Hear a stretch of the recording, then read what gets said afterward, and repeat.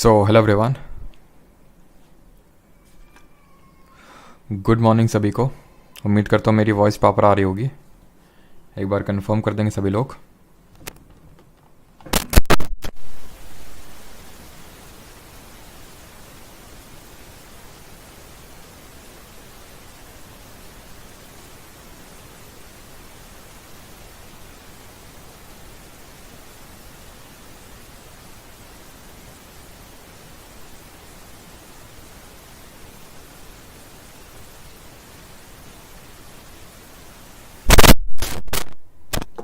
Okay, notes के regarding, हाँ हाँ हाँ हाँ हाँ हाँ हाँ, ठीक।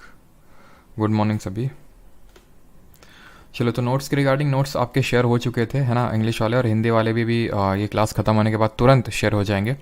और जो आज से लेक्चर के जो नोट्स हैं आपको 4 PM से पहले ही मिल जाया करेंगे, क्योंकि वो पहला दिन था और थोड़ी सी चीज़ें मुझे भी देखनी थी कि किस तरह से नोट्स हैं, कुछ एरर तो नहीं है, एरर फ्री नोट्स हैं सारी चीज़ें कि नहीं, और इस वजह से थोड़ा सा डिले हो गया। बाकी आज से आप लोगों को 4 PM से पहले आप लोगों का जो टेलीग्राम ग्रुप है, और बाकी नहीं होगा तो एप्लीकेशन पे वहीं पे आपको नोट्स साइड में दिख जाएगा, जहाँ पे लेक्चर होगा वहीं पे साइड में दिख जाएगा, ठीक है।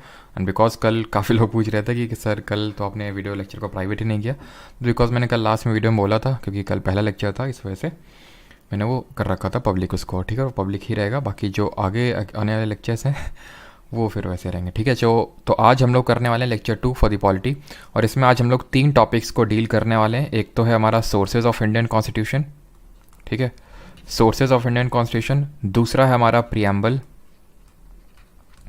एंड तीसरा है हमारा शेड्यूल्स ऑफ इंडियन कॉन्स्टिट्यूशन, यानी कि हमारे संविधान की जो अनुसूचियाँ हैं, यानी कि संविधान के स्रोत, प्रस्तावना और जो अनुसूचियाँ हैं वो करने वाले हैं, ठीक है। ये इसी ऑर्डर में इस पर्टिकुलर पीपीटी में लगे हुए हैं, बट हम लोग जो यहाँ पे करने वाले हैं वो इस ऑर्डर में नहीं करने वाले हैं। सबसे पहले हम लोग करेंगे यहाँ पे प्रियम्बल से चीज़ों को स्टार्ट करेंगे। तो जिस तरह हम लोगों ने कल चीज़ें करी थी वैसे ही आज भी चीज़ें करने वाले हैं।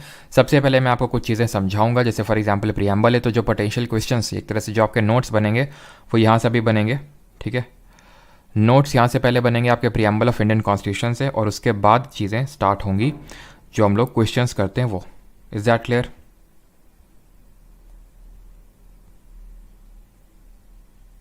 ठीक है, चलिए।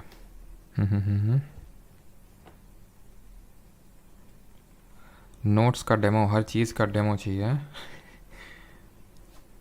नोट्स का भाई डेमो नहीं मिलेगा, इतना डेमो नहीं दे पाएंगे, वो कोई डेमो नहीं था, ठीक है। वो लेक्चर लाइव स्ट्रीम होता है यूट्यूब पे, तो वो सारी चीज़ें स्ट्रीम हो रही हैं, यहाँ पे कोई डेमो वेमो नहीं मिल रहा है। चलो, तो स्टार्ट करते हैं प्रियम्बल। तो प्रियम्बल कुछ आपका इस तरह से दिखता है, प्रस्तावना, ठीक है। अभी प्रस्तावना है क्या, पहले वो समझ लेते हैं थोड़ी सी चीज़ें। प्रस्तावना है क्या चीज़? तो प्रस्तावना एक तरह से हमारे कॉन्स्टिट्यूशन का जिस्ट है, एक सार है। जिस तरह हम कोई बुक स्टॉल पे जब कोई बुक लेने जाते हैं तो हम तुरंत विद इन सेकेंड्स बुक तो एकदम पढ़ नहीं सकते हैं, उस बुक के बारे में जान नहीं सकते अनटिल अनलेस कि हमें चिट्टी रोबो से कुछ शक्तियाँ प्राप्त हो, है ना। तो हम लोग सारी चीज़ें तो पढ़ नहीं सकते उसमें, तो हम क्या करते हैं, हम उसका जो समरी होता है, फिर इंडेक्स होता है, उसको पढ़ लेते हैं, और उससे हमें सारी चीज़ें पता चल जाती हैं उस पर्टिकुलर बुक के बारे में, और फिर हम अपना डिसीजन ले लेते हैं कि ये बुक को हमें परचेज़ करना है फिर नहीं, यानी कि एक तरह से हमें उस बुक के बारे में चीज़ें पता चल जाती हैं। क्यों? क्योंकि वो जो पर्टिकुलर समरी है वो हमें उस बुक के जिस्ट के बारे में बता देती है। अब यहाँ पे ये बात आती है प्रस्तावना, ये जो प्रियम्बल है हमारे कंट्री के कॉन्स्टिट्यूशन में आया कैसे और कहाँ से आया, वो चीज़ें समझ लेते हैं। तो कल के लेक्चर में हम लोगों ने देखा था कि हमारे नेहरू जी, जवाहरलाल नेहरू जी ने क्या किया था, ऑब्जेक्टिव रेजोल्यूशन मूव किया था। उन्होंने क्या मूव किया था? ऑब्जेक्टिव रेजोल्यूशन, जिसको बोलते हैं उद्देश्य प्रस्ताव। जल्दी से आप कमेंट में बताएंगे कि इन्होंने ऑब्जेक्टिव रेजोल्यूशन किस डेट को मूव किया था, और इसको अडॉप्ट या फिर एक्सेप्ट कब किया गया था हमारी संविधान सभा यानी कि कॉन्स्टिट्यूएंट असेंबली के द्वारा। तो ऑब्जेक्टिव रेजोल्यूशन की अगर हम बात करें तो फर्स्ट जो हमारा फर्स्ट सिटिंग हुई थी कॉन्स्टिट्यूएंट असेंबली की, वो 9 दिसंबर 1946 को हुई थी, और उसके अगले 4 दिन बाद ही 13 दिसंबर 1946 को हमारे जवाहरलाल नेहरू ने इसको कॉन्स्टिट्यूएंट असेंबली के सामने मूव किया, और इसको एक्सेप्ट कर लिया हमारी कॉन्स्टिट्यूएंट असेंबली ने 22 जनवरी 1947। एक्चुअल में यही ऑब्जेक्टिव रेजोल्यूशन है, उद्देश्य प्रस्ताव है, जो बाद में प्रियम्बल का रूप लेता है। प्रियम्बल का एक तरह से फॉर्म बनता है, ऑब्जेक्टिव रेजोल्यूशन का एक मॉडिफाइड फॉर्म बनता है हमारा प्रियम्बल, यानी कि प्रस्तावना। एक तरह से क्या है, जिस्ट है, समरी हमारे कॉन्स्टिट्यूशन की। Is that clear? अब यहाँ पे एक बहुत ही पोटेंशियल क्वेश्चन बनता है कि प्रियम्बल, अगर फॉर एग्जांपल यहाँ पे मैं एक स्टेटमेंट बना दूँ कि प्रियम्बल वाज फॉर्म्ड और made before the whole before the complete constitution was formed. तो आप में से काफ़ी लोग इसको सही मान लेंगे स्टेटमेंट को, बिकॉज आपको लगेगा कि ऑब्जेक्टिव रेजोल्यूशन तो 13 दिसंबर को मूव किया गया था जब हमारा कॉन्स्टिट्यूशन बनना स्टार्ट ही हुआ था, बट दिस इज़ रॉन्ग। क्यों? क्योंकि ऑब्जेक्टिव रेजोल्यूशन मूव हुआ था, लेकिन जो हमारा प्रियम्बल बना था वो पूरा जब कॉन्स्टिट्यूशन कंप्लीट हो गया था बनना तब बना था प्रियम्बल को। जो नोट्स बना रहे हैं इस चीज़ को ऐड करेंगे, ठीक है, उसमें कि पूरा जब प्रियम्बल बन चुका था तब हमारा, जब पूरा कॉन्स्टिट्यूशन बन चुका था तब हमारा प्रियम्बल जाके it was made in the last, पूरे लास्ट में जाके ये बना था। बहुत ही लॉजिकल है ये चीज़ को सोचना। अब मान लेते हैं कि हमने कोई चीज़ ऐसी लिख दी समरी में कि भाई ऐसा ऐसी चीज़ें हैं, वो चीज़ हमारे कॉन्स्टिट्यूशन में है ही नहीं, तो हम पहले कैसे किसी चीज़ की समरी लिख सकते हैं? समरी तो तभी लिखी जा सकती है ना जब उस पूरी चीज़ को पढ़ा जाए। जैसे आपकी एक प्रेसी राइटिंग होती है, जैसे मैंने CAPF एग्ज़ाम लिखा था, तो CAPF AC एग्ज़ाम में क्या होता है, एक प्रेसी राइटिंग आता है जहाँ पे फॉर एग्जांपल आपको 300 वर्ड का एक कुछ ऐसा मिल जाएगा पैरा, और उसमें आपको 1/3 में रिड्यूस करके लिखना होता है। अब 1/3 मतलब जब आप उसको पूरा पढ़ेंगे तभी तो उसको 1/3 में रिड्यूस कर पाएंगे। तो आई होप अभी आप समझ पा रहे होंगे। तो पहले हम प्रियम्बल को देखते हैं, इंग्लिश और हिंदी यहाँ पे दोनों में लगा हुआ है, और इसका मतलब समझते हैं। उसके बाद फिर हम इससे क्या पोटेंशियल क्वेश्चन बन सकते हैं वो देखेंगे, ठीक है। अरे हिंदी में भी मिल जाएंगे भाई, क्लास पे टाइम पे आया करिए, ठीक है। तो कॉन्स्टिट्यूशन ऑफ, यहाँ पे ये प्रियम्बल इंग्लिश में है और यहाँ पे हिंदी में है। We the people of India having solemnly resolve to constitute into India, से पूरा लिखा हुआ है, आप पढ़ सकते हैं, लेकिन अब इसको मैं आपको कुछ अलग तरीके से पढ़ाने वाला हूँ, ठीक है। मैं आपको आपके शब्दों में इसको पढ़ाने की कोशिश करता हूँ। जैसे फॉर एग्जाम्पल आपने बोला कि we the students of SSC, किस तरह से वी, अभी पूरी सारी चीज़ें आप समझ जाएंगे जो यहाँ से पोटेंशियल क्वेश्चन बन सकते हैं, इसी स्टोरी में आप समझ जाएंगे। We the students of SSC having solemnly resolve to constitute ourselves into a knowledgeable and more empowered student, and to secure to ourselves justice, liberty, equality, fraternity. To secure ourselves justice किससे, मतलब हम SSC के जो छात्र हैं वो जो कि खुद को नॉलेजेबल बनाना चाहते हैं, खुद को एम्पावर करना चाहते हैं और खुद के लिए जस्टिस सिक्योर करना चाहते हैं। जस्टिस मतलब न्याय। न्याय आप किससे दिलाना चाहते हैं? तो भाई जो घर की डांट है उससे न्याय दिलाना चाहते हैं, जो टीचर्स डांट दे देते हैं उससे हम खुद को जस्टिस दिलाना चाहते हैं, न्याय दिलाना चाहते हैं। खुद के लिए लिबर्टी सिक्योर करना चाहते हैं। लिबर्टी मतलब आज़ादी। आज़ादी कैसे मिलेगी? जब जॉब मिलेगी, ठीक है। तो हम अगर जॉब मिलेगी तो हमें जस्टिस मिलेगा, हमें लिबर्टी भी मिलेगी कहीं भी घूमने फिरने की, हमें इक्वालिटी मिलेगी समाज में, दोस्तों के बीच में, ठीक है, समानता मिलेगी। और फ्रैटर्निटी का मतलब होता है बंधुत्व, यानी कि भाईचारा। हिंदी में सारी चीज़ें यहाँ पे लिखी हुई, राष्ट्रीय एकता, और वही फ्रैटर्निटी का मतलब होता है ब्रदरहुड। तो हमें ब्रदरहुड मिलेगा, यानी कि हमारे भी फ्रेंड्स बनेंगे, जो हमें अभी लोग अभी फ्रेंड्स अपना नहीं बनाते, वो भी फ्रेंड्स बनाएंगे। सो on this date of 1st August 2023, do hereby adopt, enact and give to ourselves this course of Parmar sir, ठीक है, बैच बेचने की निंजा टेक्निक, ठीक है। तो इस तरह से आप इन चीज़ों को, अब मैंने इस तरह से स्टोरी से रिलेट करके आपको क्यों बताया, इसलिए बताया ताकि मैं आपको प्रियम्बल के इंग्रेडिएंट्स बता सकूं। अब यहाँ से एक चीज़ ध्यान से सुनिए, जो यहाँ से एक चीज़ मैं आपको बताने जा रहा हूँ। प्रियम्बल से क्या क्या टाइप ऑफ क्वेश्चन बनेंगे। सबसे पहले तो प्रियम्बल से पूछेगा प्रियम्बल का सोर्स क्या है। नहीं, सबसे पहले पूछेगा, आप सोर्स ही पूछ सकता है कि प्रियम्बल हमने कहाँ से बोरो किया है, ठीक है। तो याद रखना, अगर बोरो की बात आएगी तो हम तुरंत बोलते हैं USA, बट इसमें थोड़ा सा चेंजेस है, ठीक है। USA है, बट USA से हमने कॉन्सेप्ट बोरो किया है, एक प्रियम्बल होना चाहिए। बट अगर हम लैंग्वेज की बात करें कि हमने लैंग्वेज जो ये कहाँ से बोरो की है, तो हमने ऑस्ट्रेलिया के कॉन्स्टिट्यूशन से बोरो की है, ठीक है। आई अगेन रिपीट, अगर आपके एग्जाम में क्वेश्चन आएगा तो यू विल मार्क USA। अगर बहुत स्पेसिफिकली पूछेगा कि लैंग्वेज कहाँ से लिया, देन ऑस्ट्रेलिया। बोरो कहाँ से किया है। अब इस पे काफ़ी लोगों ने कुछ स्टेटमेंट पास किए थे, जैसे कि इसको ID कार्ड ऑफ कॉन्स्टिट्यूशन बोला था, कि हमारा ID कार्ड है कॉन्स्टिट्यूशन का। अब ID कार्ड क्या होता है? जहाँ पे ID कार्ड में आपका नाम है, जेंडर है, एज है, सारी चीज़ें लिखी रहती हैं, यानी कि आपके बारे में एक जिस्ट है, पता चल जाता है आपके बारे में आप कौन है, ठीक है। तो ID कार्ड ऑफ कॉन्स्टिट्यूशन ये किसने बोला था? याद रखना, NA पालखीवाला ने, ठीक है। NA पालखीवाला जी ने बोला था ID कार्ड ऑफ कॉन्स्टिट्यूशन। वहीं अगर बात करें, इसको हॉरोस्कोप ऑफ कॉन्स्टिट्यूशन बोला था। हॉरोस्कोप का मतलब है कि भाई आपने छोटा सा यहाँ से आपने देखा और सारी चीज़ें आपको एक बड़ा व्यू मिल गया। इसको देख के, प्रियम्बल को देख के आपको एक पूरे कॉन्स्टिट्यूशन का बड़ा व्यू मिल जाता है, बिकॉज हमारा कॉन्स्टिट्यूशन जो इंडिया का कॉन्स्टिट्यूशन है आप भी जानते हैं ये largest written constitution of the world है, सबसे बड़ा लिखित संविधान है पूरे विश्व का। इसी वजह से इसको हम बोलते हैं हॉरोस्कोप, प्रियम्बल को बोलते हैं हॉरोस्कोप ऑफ आवर कॉन्स्टिट्यूशन। इसको किसने बोला था, ये रिमार्क किसने दिया था? हमारे के.एम. मुंशी जी ने दिया था। अब के.एम. मुंशी जी से आपको क्या क्या चीज़ें याद आती हैं जल्दी से कमेंट में उसको लिख दीजिए, बिकॉज जो हम लोगों ने कल चीज़ें पढ़ी थी, हमने क्या चीज़ें पढ़ी थी? एक तो मुंशी जी हमारे ड्राफ्टिंग कमेटी के मेंबर थे। ड्राफ्टिंग कमेटी के जो 7 मेंबर्स थे, 7 सदस्य थे, जिसके चेयरमैन हमारे अम्बेडकर जी थे, उसमें के मेंबर थे। और दूसरा हमारी जो कमिटीज़ बनी थी कॉन्स्टिट्यूएंट असेंबली में, 8 मेजर और 13 माइनर, यानी 8 मुख्य और 13 लघु। उसमें से जो एक माइनर कमेटी थी बिजनेस एडवाइजरी कमेटी, ठीक है, बिजनेस एडवाइजरी कमेटी, उसके ये चेयरमैन थे।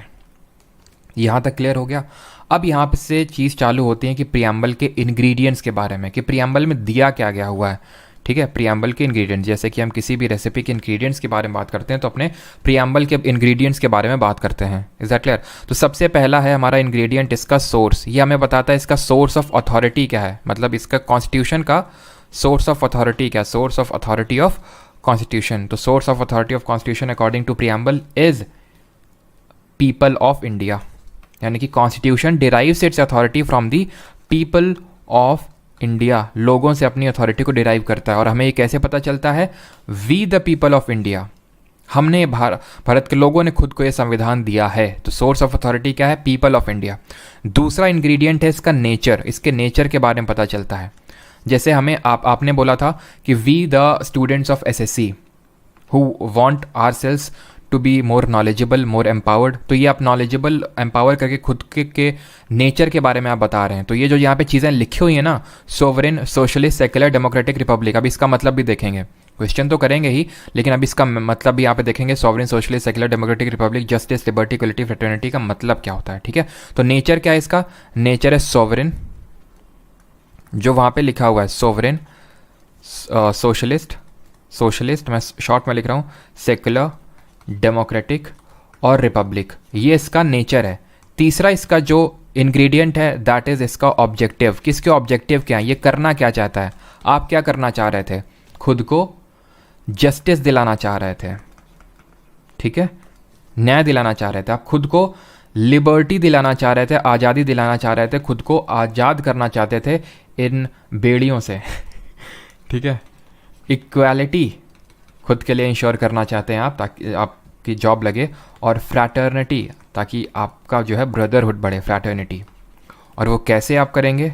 वो करेंगे आप खुद को जीके का ये कोर्स लेके ठीक है। और किस डेट को लिया है आपने ये कोर्स? वो है डेट ऑफ अडॉप्शन। तो अपना प्रियम्बल बना लीजिएगा अपने अकॉर्डिंग, जिसने जब भी कोर्स में एनरोल किया उस हिसाब से। तो डेट ऑफ अडॉप्शन इसमें लिखा हुआ है। और डेट ऑफ अडॉप्शन क्या लिखा हुआ हमारे कॉन्स्टिट्यूशन में, मतलब हमारे प्रियम्बल में कॉन्स्टिट्यूशन का? 26 नवंबर 1949, ये हमारी डेट ऑफ अडॉप्शन लिखी हुई है कॉन्स्टिट्यूशन में। यहाँ पे आप देख सकते हैं, in our constituent assembly this 26 day of November 1949 do hereby adopt, enact and give to ourself this constitution, ठीक है। तो ये सबसे पहला जो हमें कंपोनेंट है, जो सबसे पहला पार्ट है, ये हमें सोर्स के बारे में बता रहा है। तो यानी कि सोर्स ऑफ अथॉरिटी क्या है कॉन्स्टिट्यूशन का? तो पीपल ऑफ इंडिया है। ये उसके नेचर के बारे में बता रहा है। ये इसके ऑब्जेक्टिव के बारे में बता रहा है कि ये हमें सिक्योर करना है, यानी कि भारत के लोगों को ये दिलाना है, जस्टिस दिलाना है, लिबर्टी दिलाना है, इक्वालिटी दिलाना है, फ्रेटर्निटी दिलाना है। और ये हमारा date of adoption of constitution, इस दिन हमने अपने संविधान को अपनाया। जिस दिन हम क्या मनाते हैं? संविधान दिवस मनाते हैं, कॉन्स्टिट्यूशन डे सेलिब्रेट करते हैं। जल्दी से आप बताइए कि हमने अपने संविधान को कब एनफोर्स यानी लागू किया। फिर तब तक मैं आपको ये समझाता हूँ कि जस्टिस हमारे प्रियम्बल में कितने तरह की दी है। 3 तरह की, सोशल, इकोनॉमिक, पॉलिटिकल, अभी मतलब समझेंगे। लिबर्टी 5 तरह की दी हुई है, thought, expression, believe, faith and worship. Sir क्या रटनी है? जी हाँ रटनी है। इक्वालिटी 2 तरह की है, स्टेटस एंड अपॉर्चुनिटी। फ्रैटर्निटी सिर्फ एक ही तरह की, और वो खुद फ्रैटर्निटी ही है।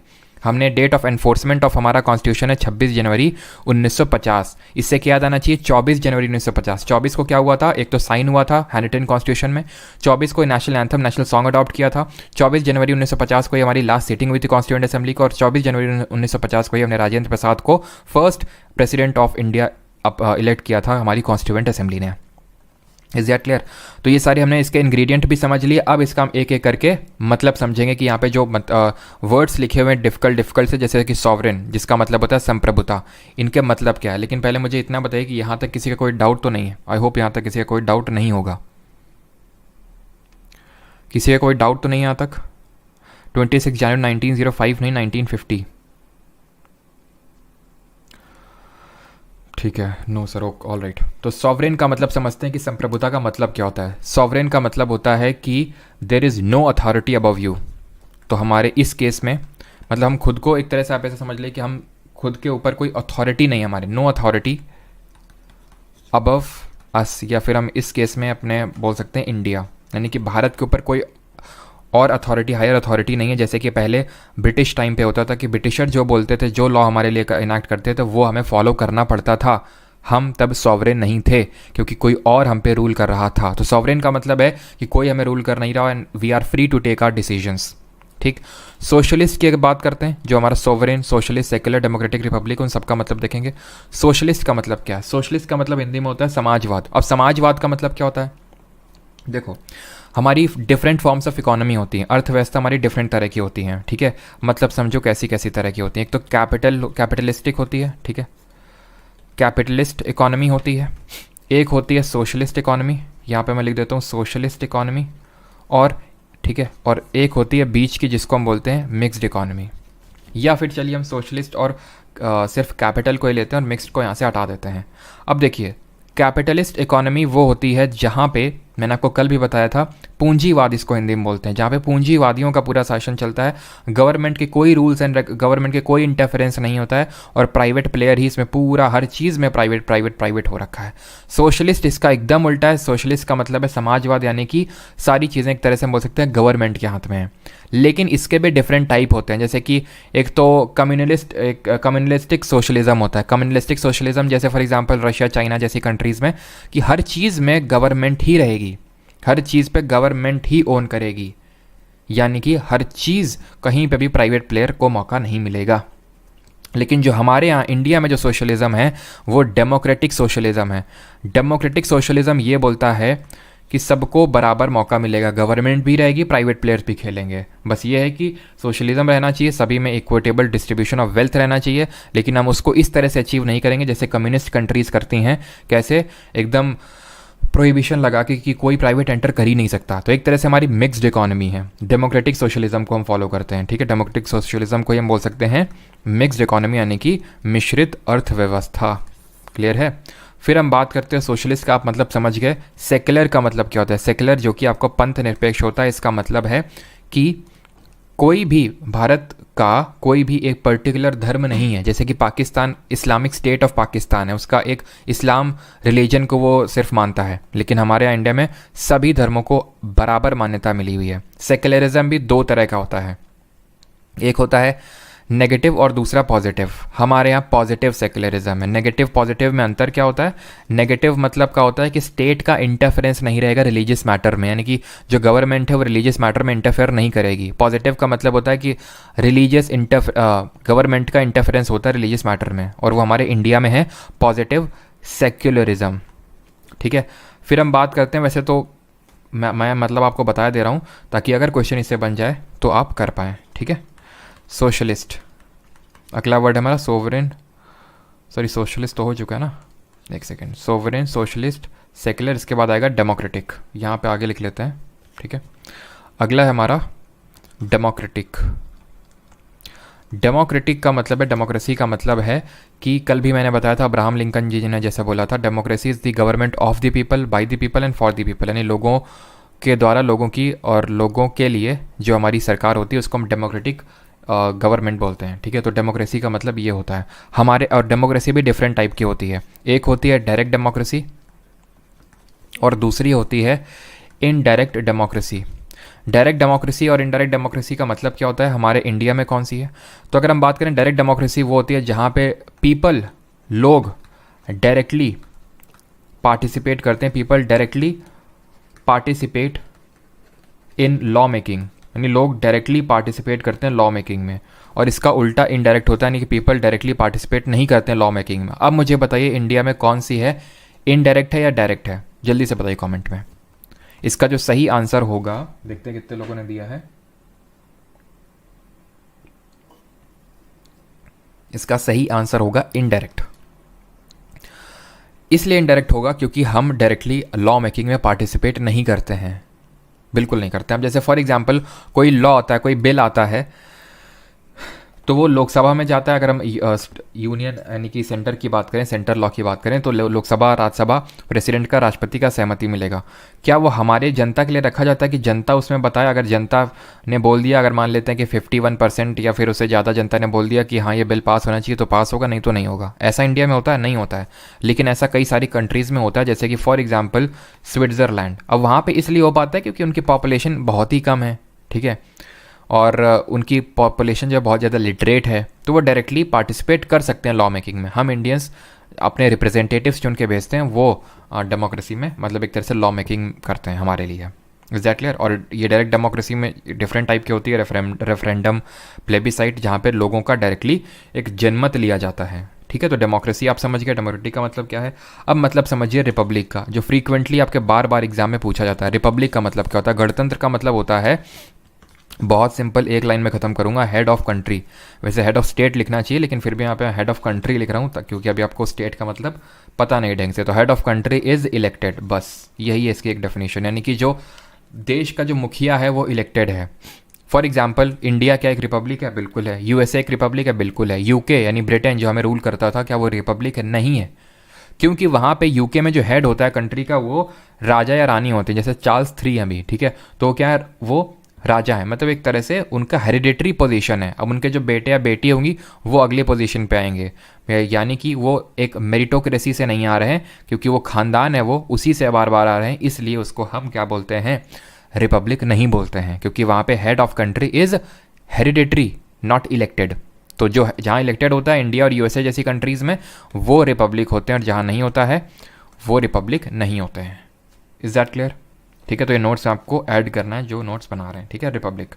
अब यहाँ पे बात कर लेते हैं जस्टिस का मतलब क्या होता है, ठीक है। तो sovereign, socialist, secular, democratic, Republic, ये तो क्या था? नेचर था। फिर हमने खुद को क्या क्या हमारे एम्स एंड ऑब्जेक्टिव क्या थे? हम खुद को जस्टिस दिलाना चाह रहे थे। जस्टिस भी कितने तरह का दिलाना चाह रहे थे? 3, सोशल, पॉलिटिकल और economic. Social, economical and political, 3 तरह के ठीक है, 3 तरह के जस्टिस हम दिलाना चाह रहे हैं। सोशल जस्टिस का मतलब ये है कि हम अपने जो सिटीजन्स ऑफ इंडिया हैं उनको, सोशल जस्टिस का मतलब ये है कि किसी को उसके जाति या फिर धर्म के हिसाब से उसको ऐसा नहीं कि किसी को जस्टिस मिलेगा, किसी को नहीं मिलेगा, न्याय मिलेगा, किसी को नहीं मिलेगा, क्योंकि तुम इस जाति से बिलोंग करते हो इसलिए तुमको न्याय नहीं मिलेगा। वो होता है सोशल जस्टिस, कि हमें सबको बिना जात धर्म को देखे हुए जस्टिस देना। इकोनॉमिक जस्टिस का मतलब है कि भाई पुअर को जस्टिस नहीं मिल रहा, रिच को मिल रहा है, तो इकोनॉमिक जस्टिस नहीं होगा। तो हमें इकोनॉमिक टर्म्स में भी सबको जस्टिस देना, चाहे वो इकोनॉमिकली जैसा हो, फाइनेंशियली चाहे वो जैसा हो। पॉलिटिकल जस्टिस का मतलब होता है कि सभी को ये बराबर हक है, पावर है कि वो कोई भी कॉन्स्टिट्यूशनल पोजीशन के लिए एक तरह से अप्लाई कर सकता है, ठीक है। जैसे कोई भी हमारे यहाँ member of parliament, member of यानी कि सांसद, विधायक, ये सब बन सकता है, तो इसको बोलते हैं पॉलिटिकल जस्टिस, ठीक है। फिर हम आते हैं जस्टिस के बाद हमने देखा था लिबर्टी। लिबर्टी कितने तरह की थी याद करिए? लिबर्टी थी 5 तरह की। पूछता है, अभी क्वेश्चन आएंगे जो कि एसएससी के पीवाईक्यूज ही हैं। लिबर्टी ऑफ थॉट, ठीक है, expression, belief, faith and worship, ठीक है, बिलीफ, फेथ एंड वर्शिप, ये 5 तरह की लिबर्टी है। इसको डीप में हमें समझना नहीं है, बस ये समझिए लिबर्टी का मतलब होता है absence of any kind of restaurant, यानी किसी तरह के रेस्ट्रेंट, बाधाएं नहीं है आप में, ठीक है, और आप एक तरह से फ्री हैं खुद को पूरी तरह से डेवलप करने के लिए। वो होता है लिबर्टी का एक्चुअल मीनिंग, ठीक है। यानी कि मैं बोल सकता हूँ absence of restraint, absence of any kind of restraint and opportunity to develop oneself, opportunity to develop oneself. Is that clear? ये लिबर्टी हो गया। फिर हम बात करते हैं इक्वालिटी की। तो इक्वालिटी भी हमारी 2 तरह की है, और वो कौन कौन से हैं? स्टेटस, इक्वालिटी स्टेटस में होना चाहिए, ठीक है, इक्वालिटी स्टेटस में होना चाहिए, और अपॉर्चुनिटी में। बाकी इक्वालिटी को हम डीप में देखेंगे जब हम फंडामेंटल राइट आर्टिकल नंबर 14 पढ़ेंगे वहाँ पे। यानी कि एक तरह से इक्वालिटी का मतलब होता है absence of any kind of special privilege, यानी कि किसी को विशेष अधिकार नहीं प्राप्त हैं। Exception are always there, president, MPs, MLAs, governor, ये हमारे इसमें एक्सेप्शन है, अपवाद है, वो हम देखेंगे जब वो चैप्टर्स पढ़ेंगे। तो एब्सेंस ऑफ स्पेशल प्रिविलेज यानी कि किसी के पास विशेष अधिकार नहीं है, हर कोई समान है कानून के सामने। और आखिरी हमारा फ्रैटर्निटी। फ्रैटर्निटी सिर्फ हमारा एक तरह का है, और इसका मतलब होता है कॉमन ब्रदरहुड।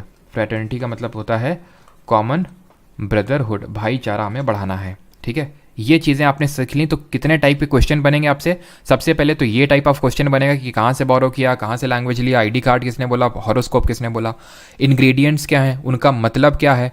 अब जो लास्ट सेट ऑफ क्वेश्चन आपसे बनता है वो बनता है कुछ जो कि बहुत इंपॉर्टेंट है कि प्रियम्बल, एक क्वेश्चन यहाँ पे बनता है कि can preamble be amended and is preamble a part of constitution, is preamble a part of constitution. ये चर्चा काफ़ी पहले से चलती आ रही है। इसका फाइनल आंसर मैं लिखूंगा, लेकिन उससे पहले इस चर्चा में किस किस तरह से डेवलपमेंट्स हुए वो देखिए। सबसे पहले तो एक केस हुआ बेरू बारी यूनियन केस। बेरू बारी यूनियन केस हुआ था 1960 में, 1960 में।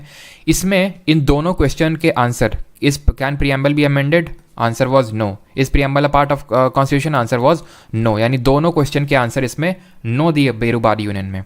फिर आया हमारा KBC, the very famous Kesavananda Bharati case. ठीक है, ये बहुत ही फेमस केस है आपका केशव नंदा भारती केस। इस केस में सुप्रीम कोर्ट में ये हुआ था 1973 में। सुप्रीम कोर्ट ने दोनों के आंसर दिए येस, और फिर इस चीज़ को अगेन उसने कंफर्म किया। जो LIC केस हुआ था उसमें इस चीज़ को कंफर्म किया कि येस, जो हमने केशव नंदा में बोली वो सब बात सही बोली। अब बाकी बातें बाद में, पहले मैं आपको ये बताना चाहता हूँ कि सुप्रीम कोर्ट या हाई कोर्ट अपने डिसीजन को रिवर्स कर सकते हैं। ये हम साफ साफ यहाँ पे देख पा रहे हैं कि बेरू बारी यूनियन में कुछ और बोला, केशव नंदा में कुछ और बोला। आगे भी देखेंगे, गोलकनाथ में कुछ और बोला, केशव नंदा में कुछ और बोला। यानी कि सुप्रीम कोर्ट या हाई कोर्ट अपने डिसीजन को रिवर्स कर सकते हैं। उसको करने के लिए उनको ज़्यादा जजेस की बेंच चाहिए, मतलब ज़्यादा बेंच चाहिए। क्या, अरे वो वाली बेंच नहीं, मतलब यहाँ पे ये होता है कि अगर इसमें मान लेते हैं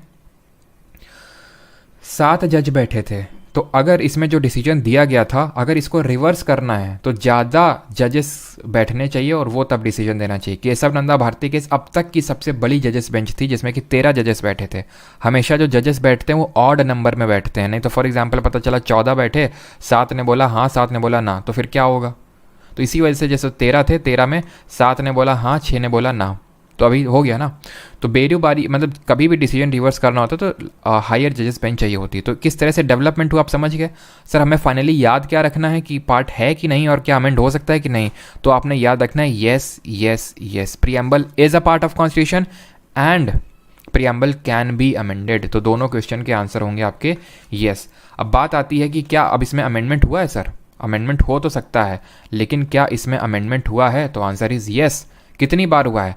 preamble has been amended only once. ठीक है, preamble has been amended only once. Very important. कब अमेंड किया गया था, 1976 में 42nd अमेंडमेंट हुआ था। CA का मतलब है constitutional amendment, not constituent assembly, constitutional amendment. ये हुआ था आपका 1976 में।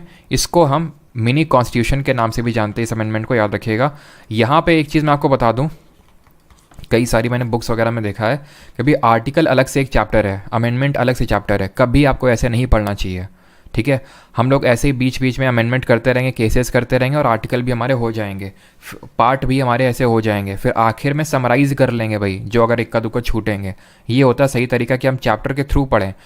आर्टिकल रटे थोड़ी ना आते कि 1 में ये, 2 में वो, 3 में वो। अब वो तो अपने आप जब हम चैप्टर पढ़ेंगे कल से हम पार्ट 1 और आर्टिकल 1 से स्टार्ट करने वाले हैं। ठीक है, तब हम वहाँ से अपने आप पार्ट भी याद होता चलेगा, आर्टिकल भी याद होते चलेंगे, अमेंडमेंट भी याद होते चलेंगे अपने आप। ठीक है, तो एक इकट्ठा नहीं पढ़ना है, वो अपने आप होते रहेंगे साइमल्टेनियसली। तो मिनी कॉन्स्टिट्यूशन के रूप में जानते हैं। क्यों? क्योंकि इसने बहुत सारी चीज़ें ऐड करी थी, इसलिए इसको मिनी कॉन्स्टिट्यूशन के रूप में जानते हैं। अब 42nd अमेंडमेंट किया प्रियम्बल ने। अमेंडमेंट का मतलब होता है कि कोई चेंज करना, किसी चीज़ को जोड़ना, हटाना, या फिर कोई मॉडिफाई करना, तो उसको बोलते हैं कॉन्स्टिट्यूशनल अमेंडमेंट। तो इसने फिर क्या जोड़ा घटाया, इसने घटाया कुछ नहीं, जोड़ा। क्या जोड़ा, इसने 3 वर्ड्स ऐड किए, 3 वर्ड्स एडेड। वो 3 वर्ड्स कौन थे, वो 3 वर्ड थे आई से मतलब आई से है आपका इंटेग्रिटी, सोशलिस्ट और सेक्युलर। ये 3 वर्ड हैं आपके। ठीक है, वो नहीं जो आप समझ रहे हैं। तो 3 वर्ड कौन से हैं, इंटेग्रिटी, सोशलिस्ट और सेक्युलर। अब ये 3 वर्ड हमारे जोड़े थे किसने, अमेंडमेंट दें। इसका मतलब होता है अखंडता, सोशलिस्ट का मतलब समाजवाद, और सेक्युलर का मतलब पंथ निरपेक्ष। वो पता है क्या करेगा, पूछेगा इनमें से कौन ऐड किया गया था। इसको याद करने की ट्रिक ऐसे याद कर सकते हो, सिस ना, तुम लोग ब्रो सिस करते रहते हो ना। तो एस से हो गया सोशलिस्ट, आई से हो गया इंटेग्रिटी, और एस से हो गया सेक्युलर। अब एस से सॉवरेन भी होता है, लेकिन याद ये रखना कि सॉवरेन नहीं है, हम पहले से ही संप्रभु सॉवरेन है। कैसे? जब हमारा कॉन्स्टिट्यूशन बना था उसके बाद ही तुरंत प्रियम्बल बन गया। तो हम जैसे ही आज़ाद तो तभी हो चुके थे ना, ऐसे तो है नहीं कि जब 42nd अमेंडमेंट हुआ था तब हमें याद आया कि अच्छा हम आज़ाद भी हैं तो चलो सॉवरेन को ऐड कर दो। आज़ाद तो हमें पहले से पता था कि हम आज़ाद हैं, तो इसलिए सॉवरेन हमने पहले ही ऐड कर दिया।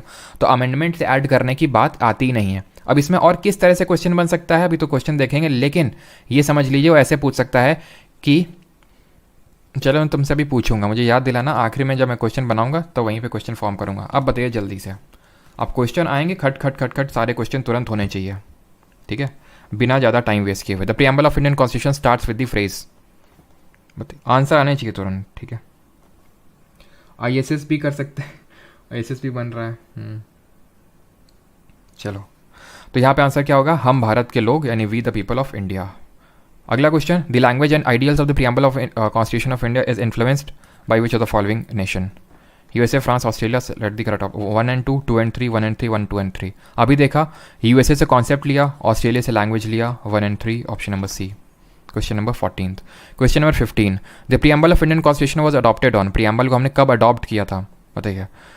ऑप्शन आपके सामने, याद करिए लास्ट जो हमारी लास्ट लाइन थी, we do hereby adopt enact and give to ourself this constitution on the day of 26 November 1949, जिस दिन हम अपना कॉन्स्टिट्यूशन डे मनाते हैं, संविधान दिवस मनाते हैं। इससे आपको और क्या याद आना चाहिए, मुझे जो याद आता है वो दैट इज़ कि हमारा कॉन्स्टिट्यूशन तो एनफोर्स यानी लागू हुआ था 26 जनवरी 1950 को, बट कुछ हमारे प्रोविजंस थे रिलेटिंग टू, जैसे इलेक्शन हो गया, प्रोविजनल पार्लियामेंट हो गया, वो हमारे 26 नवंबर 1949 को ही लागू हो गए थे। आगे बढ़ते हैं। Till now the preamble of constitution has been amended for how many times. अब तक संविधान की प्रस्तावना में कितनी बार संशोधन किया जा चुका है, ये आपको बताना है, ठीक है। और अभी एक चीज़ मैं मुझे बताना भूल गया हूँ, इस क्वेश्चन को करिए, और तब तक मैं आपको एक चीज़ बताता हूँ, एंड दैट इज़ कि एक चीज़ वो है कि हमारा प्रीएम्बल इज़ नॉन जस्टिफाइबल, ठीक है, नॉन जस्टिसेबल या फिर नॉट जस्टिसेबल, नॉन भी लिख सकते हैं, नॉन लिख लीजिए, नॉन जस्टिसेबल। अब ये चीज़ जब मैं तुम्हें फंडामेंटल राइट पढ़ाऊंगा तब भी ये चीज़ आएगी, justiciable, non justiciable. Fundamental duty पढ़ाऊंगा वहाँ पे भी आएगा, डीपीएस भी पढ़ाऊंगा वहाँ पे भी आएगा, ठीक है।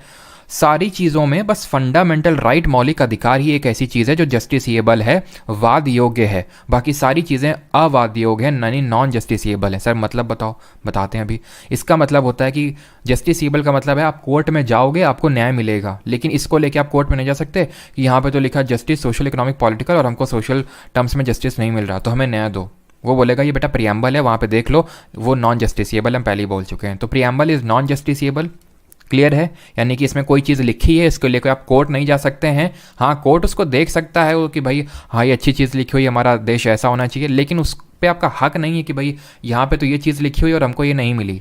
फंडामेंटल राइट में जो चीज़ लिखी हुई और अगर आपको नहीं मिली तो आप बिल्कुल कोर्ट जा सकते हैं, वो हम देखेंगे कैसे जाएंगे। और आखिरी चीज़ दैट इज़ कि preamble is neither a source of power to government, neither a source of power to the government, nor a prohibition on the powers of government. यानी कि ना तो प्रियम्बल कोई पावर देता है हमारे सरकार को कि भाई तुम्हें ये तुम कर सकते हो, फिर तुम्हें करना है, ना ही वो कोई रिस्ट्रिक्शन लगाता है गवर्नमेंट की पावरों की तुम ये नहीं कर सकते हो, जो फंडामेंटल राइट करता है। मौलिक अधिकार बोलता है कि state shall not give titles, यानी कि जो सरकार है वो किसी को टाइटल नहीं दे सकती महाराजा राजा का, इस तरह का। स्टेट डिस्क्रिमिनेट नहीं कर सकती हैं जब पब्लिक एम्प्लॉयमेंट की बात आती है, यानी स्टेट यानी ये नहीं कर सकता है हमारी गवर्नमेंट, उसमें लिखा हुआ है, यानी वो प्रोहिबिशन है उनकी पावर में। लेकिन प्रियम्बल ना तो पावर देता है ना तो पावर छीनता है, ये चीज़ याद रखिएगा। क्वेश्चन नंबर 16 की बात करें, आंसर यहाँ पे वंस होगा, एक ही बार अमेंड हुआ है, दैट इज़ 42nd अमेंडमेंट, ठीक है, 1976। सिस यानी कि सोशलिस्ट, सेक्युलर, या फिर आईएसएस करके बात कर सकते हैं, जैसे याद रखें सोशलिस्ट, सेक्युलर और इंटेग्रिटी, ठीक। अगले क्वेश्चन पे आते हैं। Preamble of Indian constitution reads India as, जल्दी से बताइए, क्वेश्चन नंबर 17, तुरंत अब करिए आप।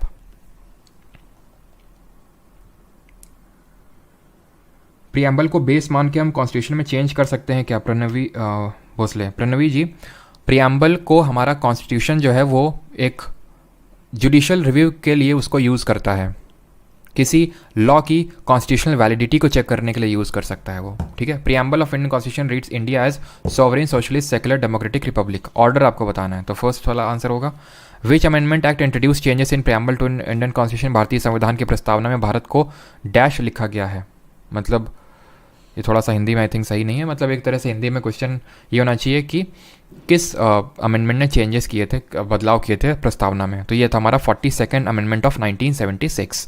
19th, which among the following is the correct expression of the term secular in India. निम्नलिखित में से कौन सा भारत में धर्मनिरपेक्ष शब्द का सही अभिव्यक्ति है। सेक्युलर, सेक्युलर का मतलब क्या है, India has many religion, India have religious freedom to follow the religion depends upon the will of an individual, there is no religion of the state in India. बताइए, भारत में अनेक धर्म हैं, इंडिया हैव रिलीजियस फ्रीडम, यानी कि एक तरह से हम बोल सकते हैं कि there is no religion of the state in India, यानी कि हमारा खुद का ऐसा कोई धर्म नहीं जैसे इस्लामिक स्टेट ऑफ पाकिस्तान है, वैसा कुछ नहीं है, हमारे यहाँ सभी धर्मों को बराबर मान्यता है। 20th, of the following words in the preamble of the Constitution of India which was not inserted through 42nd Amendment of 1976। इन सारे शब्दों में किसको 42nd अमेंडमेंट से नहीं जोड़ा गया था, तो answer would be socialist, secular, integrity को जोड़ा गया था, डिग्निटी को जोड़ा तो छोड़ो है ही नहीं है, गरिमा करके कोई तो शब्द ही नहीं है हमारे कॉन्स्टिट्यूशन में, ठीक है। तो 3 वर्ड हैं, याद रखना वहाँ पे, क्योंकि ये तो खैर प्रीवियस ईयर का ही है, लेकिन वहाँ प्रीवियस ईयर में सोशलिस्ट सॉवरेन भी लिख देगा, लेकिन सॉवरेन नहीं होगा, ये आपने याद रखना है। अब यहाँ पे पता है किस तरह का क्वेश्चन बन सकता है, ये इस तरह से क्वेश्चन पता है बनेगा। यहाँ पे चलो मैं आपसे क्वेश्चन पूछता हूँ, आंसर बताना है इसका। क्वेश्चन ये है, विच of the following word was originally not mentioned in the constitution, यानी कि भारत में मूलतः इनमें भारत के प्रस्तावना में मूलतः इनमें से कौन सा शब्द नहीं था, ठीक, मूलतः इनमें से कौन सा शब्द नहीं था। डेमोक्रेटिक, सॉवरेन,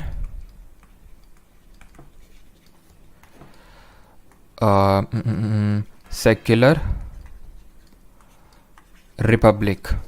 बताइए, option number A, B, C, D, इसमें से आंसर क्या होगा। इनमें से मूलतः कौन सा शब्द नहीं था। मूलतः जब मैं बोलता हूँ, ओरिजिनली जब मैं बोलता हूँ, तो मैं बात कर रहा हूँ 26 नवंबर 1949 की, जब हमने अपने कॉन्स्टिट्यूशन को अडॉप्ट किया था।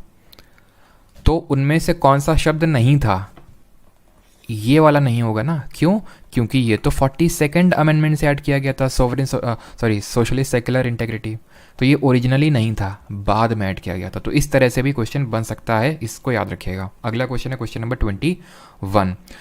At the time of enactment of constitution which of the following ideals was not included in the preamble. इनमें से कौन सा प्रियम्बल में इंक्लूडेड नहीं था, ये क्वेश्चन आपसे पूछा जा रहा है। सेक्युलर सबका सही है, विकी, रिचा, पुष्पा, सोनिया, जेएमके, शिवानी, चलो सबका सही है। आंसर बताइए इस क्वेश्चन का।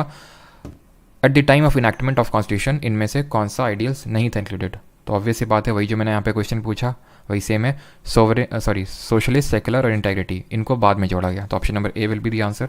22, preamble of constitution of India provides for the liberty of thought, expression, belief, faith and opportunity, education, participation and worship. रटना है आपको बार बार बैठ के, thought, expression, belief, faith, worship, thought, expression, belief, faith and worship. कितने तरह की हुई? 5 तरह की। Justice, social, economic, political, equality, status and opportunity, fraternity, सिर्फ फ्रेटर्निटी है, एक तरह की है। How many types of justice are mention in the preamble. प्रस्तावना में कितने प्रकार के न्यायों का उल्लेख है? 2, 3, 4, 5। Justice, social, economic and political, 3। Which of the following is true. बताइए, इस तरह के अच्छे अच्छे क्वेश्चन बनते हैं तो सारे रिसेंट के आपके एसएससी एग्जाम्स के क्वेश्चंस, लेकिन ये थोड़े से और अच्छे टाइप के क्वेश्चन बन जाते हैं। जो लोग जैसे मेंस टियर 2 वगैरह में बैठेंगे उनके लिए थोड़े से अच्छे क्वेश्चंस हैं। क्या प्रियम्बल अमेंड करके सेक्युलर हटा सकते हैं? आदर्श मिश्रा, बिल्कुल हटा सकते हैं, अमेंडमेंट हो सकता है, ठीक है, लेकिन बेसिक स्ट्रक्चर को बस नहीं बदला जा सकता है। ये है, अगर बेसिक स्ट्रक्चर में आप उसको डाल दिया, ठीक है, क्योंकि बेसिक स्ट्रक्चर भी हम आगे पढ़ेंगे कि कहीं कॉन्स्टिट्यूशन में लिखा नहीं हुआ है। अगर सुप्रीम कोर्ट ने बोल दिया कि सेक्युलरिज्म भारत का एक बेसिक स्ट्रक्चर है, तो कभी उसको हमारा पार्लियामेंट उसको अमेंड नहीं कर सकता है, ठीक है। तो अब यहाँ पे स्टेटमेंट पढ़ लेते हैं, इनमें से कौन सा सही है ये पूछ रहा है। तो in the Berubari case the Supreme Court has said that the preamble of the constitution is not a part of the constitution. बिल्कुल सही है ये तो, लेकिन रुक जाइए, मार करके आगे मत बढ़िए, because both A and B भी है। इन केशवानंदा भारती के supreme court has set that the preamble of the constitution is part of the constitution, ये भी सही है। तो आंसर क्या होगा? सी। ठीक है। और L I C versus union of India वाले केस में अगेन केशवानंदा भारती वाले को रीअफर्म किया था। Consider the following words, order में अरेंज करो इनको, सोशलिस्ट, सोवरेन, डेमोक्रेटिक, सेकुलर, जल्दी से ऑर्डर में अरेंज करना है। तो ऑर्डर हमने क्या पढ़ा था? ऑर्डर हमने पढ़ा था, और अगर आपको किसी क्वेश्चन में टाइम लेना होता है तो आप अपने अकॉर्डिंग टाइम ले लो, पॉज कर लो, टाइम ले लो, फिर उसको फास्ट फॉरवर्ड कर दो, अपने हिसाब से करो, यही आपका ऑनलाइन पढ़ने का फ़ायदा है। ठीक है। तो ऑर्डर है आपका सोवरेन, सोशलिस्ट, ठीक है, sovereign, socialist, secular, democratic, republic, 3142, option number A. ठीक है। अगला क्वेश्चन, who describe the preamble of Indian constitution as the political horoscope, किसने पॉलिटिकल हॉरोस्कोप बताया था? तो ये देखो, एन ए पालखी वाला जी ने तो क्या बोला था, इन्होंने बोला था आईडी कार्ड है। के एम मुंशी, कन्हैया लाल मानिक लाल मुंशी जी ने बोला था पॉलिटिकल हॉरोस्कोप। ठीक है। मुंशी जी से क्या देना चाहिए? ड्राफ्टिंग कमेटी और business advisory committee. Bhimrao Ambedkar ji drafting committee के चेयरमैन थे। Which of the following persons has called the preamble as ID card of the constitution? अब सारे क्वेश्चन आराम से होंगे। किसने की नोट ऑफ द कॉन्स्टिट्यूशन किया था? अब देखिए, ये क्वेश्चन पूछा जा चुका है, लेकिन क्या हमने किया? नहीं किया। ठीक है। तो इस चीज़ को ऐड करना है वहीं पे जहाँ पे हम लोगों ने रिमार्क्स है ना, जो नोट्स बना रहे हैं उस चीज़ को ऐड करिएगा प्लीज़। जहाँ पे रिमार्क्स आपने लिखे हैं वहीं पे इस चीज़ को ऐड करिएगा। अर्नेस्ट बार्कर ने बोला था कि की नोट है कॉन्स्टिट्यूशन का ये। ठीक। अगला क्वेश्चन है 29, दो क्वेश्चन और बाकी हैं। विच of the following liberty is not embodied in the preamble of the constitution of India? इनमें से कौन सी तरह की लिबर्टी नहीं है? थॉट, एक्सप्रेशन, बिलीफ, फेथ और वर्शिप है। लिबर्टी इस तरह की कोई नहीं है। ठीक है। इकोनॉमिक लिबर्टी नहीं है हमारे कॉन्स्टिट्यूशन में। Liberty of thought, expression, belief, faith and worship. In the context of polity which of the following would you accept as the most appropriate definition of liberty? तो लिबर्टी की सबसे most appropriate definition क्या होगी, बताइए जरा। Protection against the tyranny of political rulers, absence of restraint, opportunity to do whatever one likes, opportunity to do और to develop oneself fully. तो answer होगा यहाँ पे डी। याद रखना, जब भी इस तरह का कोई अगर क्वेश्चन आता है तो जो आपको मोस्ट कॉम्प्रिहेंसिव ऑप्शन लग रहा है कि ये एकदम परिपूर्ण ऑप्शन है अपने आप में, उसको आपको टिक करना है। तो खुद को डेवलप करने की अपॉर्चुनिटी पूरी तरह से उसको बोलते हैं लिबर्टी, आज़ादी। 31th question and I think this is the last question of preamble. इसके बाद हम अभी करेंगे schedules. Consider the following statement about the preamble of the constitution. संविधान की प्रस्तावना के बारे में निम्नलिखित कथनों पर विचार करिए। विचार करके जल्दी से बताइए इनमें से कौन सा सही है। 1 2 2 3 4 1 2 3 और या फिर 1 2 एंड 4।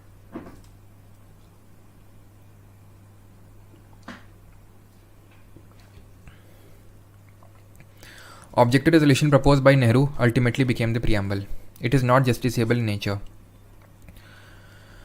ठीक है। इसको 1 करिए, इसको 2 करिए, इसको 3 करिए, इसको 4 करिए। ठीक है। It can not be amended, गलत। It can be amended. It can not be override the specific provisions of the constitution. तो चलिए मान लेते हैं हमने अभी नहीं पढ़ा है। ठीक है। तो 3 को एलिमिनेट कर सकते हैं। 3 गया, 3 गया, फर्स्ट एंड सेकेंड तो होगा ही होगा, तो एटलीस्ट 2 ऑप्शन चले गए।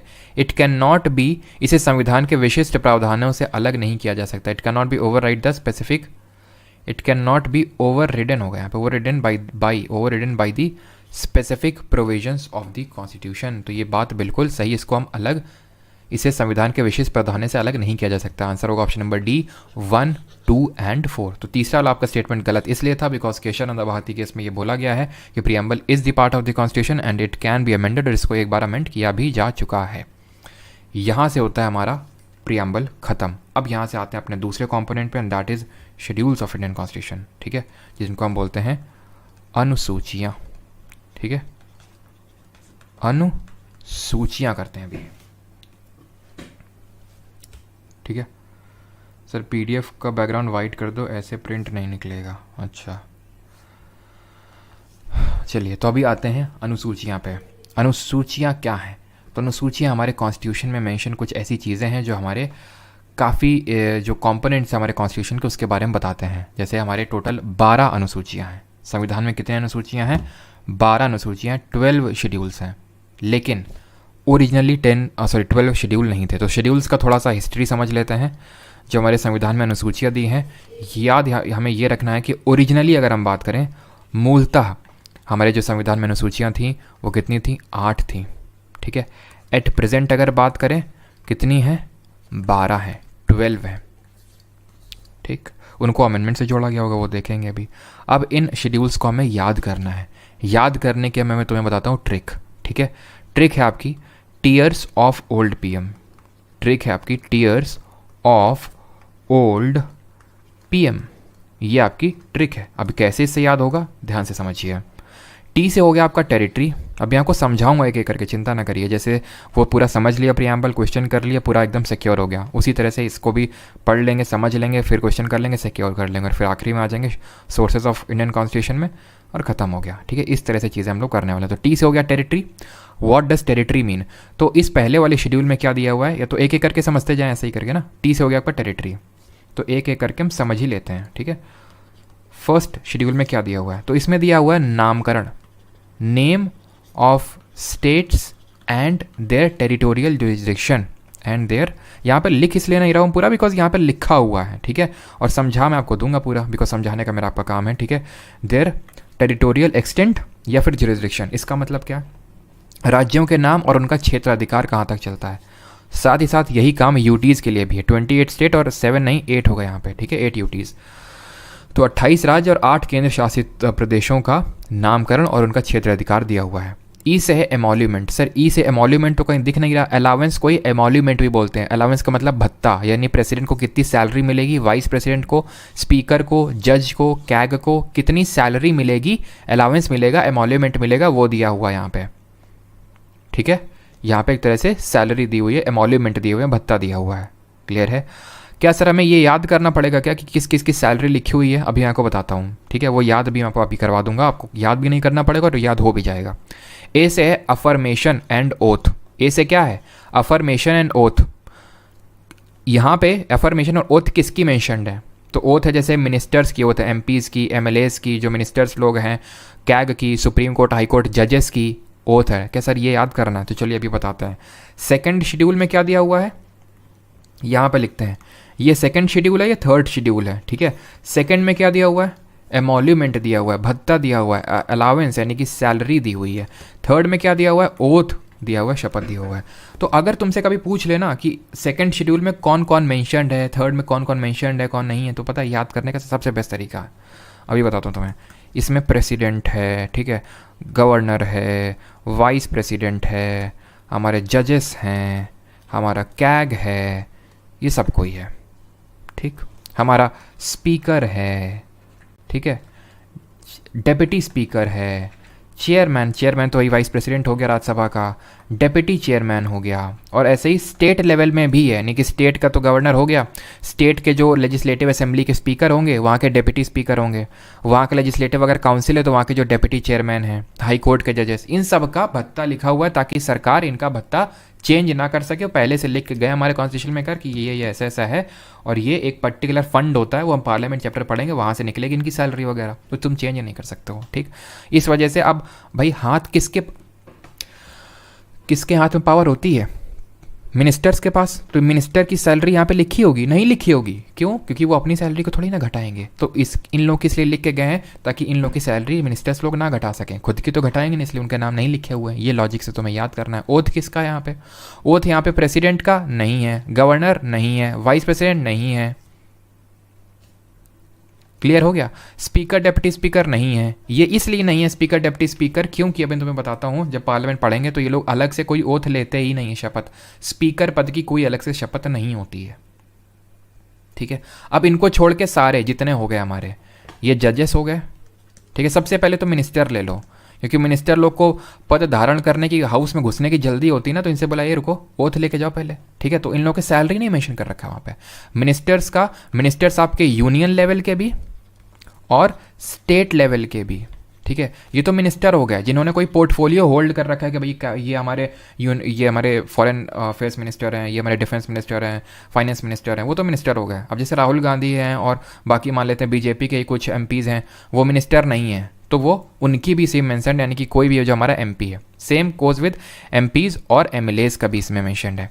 इसमें आपके जजेस भी हैं, ठीक है, जजेस इंक्लूडेड हैं सुप्रीम कोर्ट और हाई कोर्ट के, ये चीज़ आपको याद रखनी है। इसमें आपका कैग भी इंक्लूडेड है, कंट्रोलर एंड ऑडिटर जनरल। अब याद हो गया कि नहीं आपको, अगर आपसे कोई पूछ ले कि सेकंड शेड्यूल और थर्ड शेड्यूल में किसका मेंशन है और किसका मेंशन नहीं है, तो अभी आई होप आप बता पाएंगे बहुत ही क्लियरली।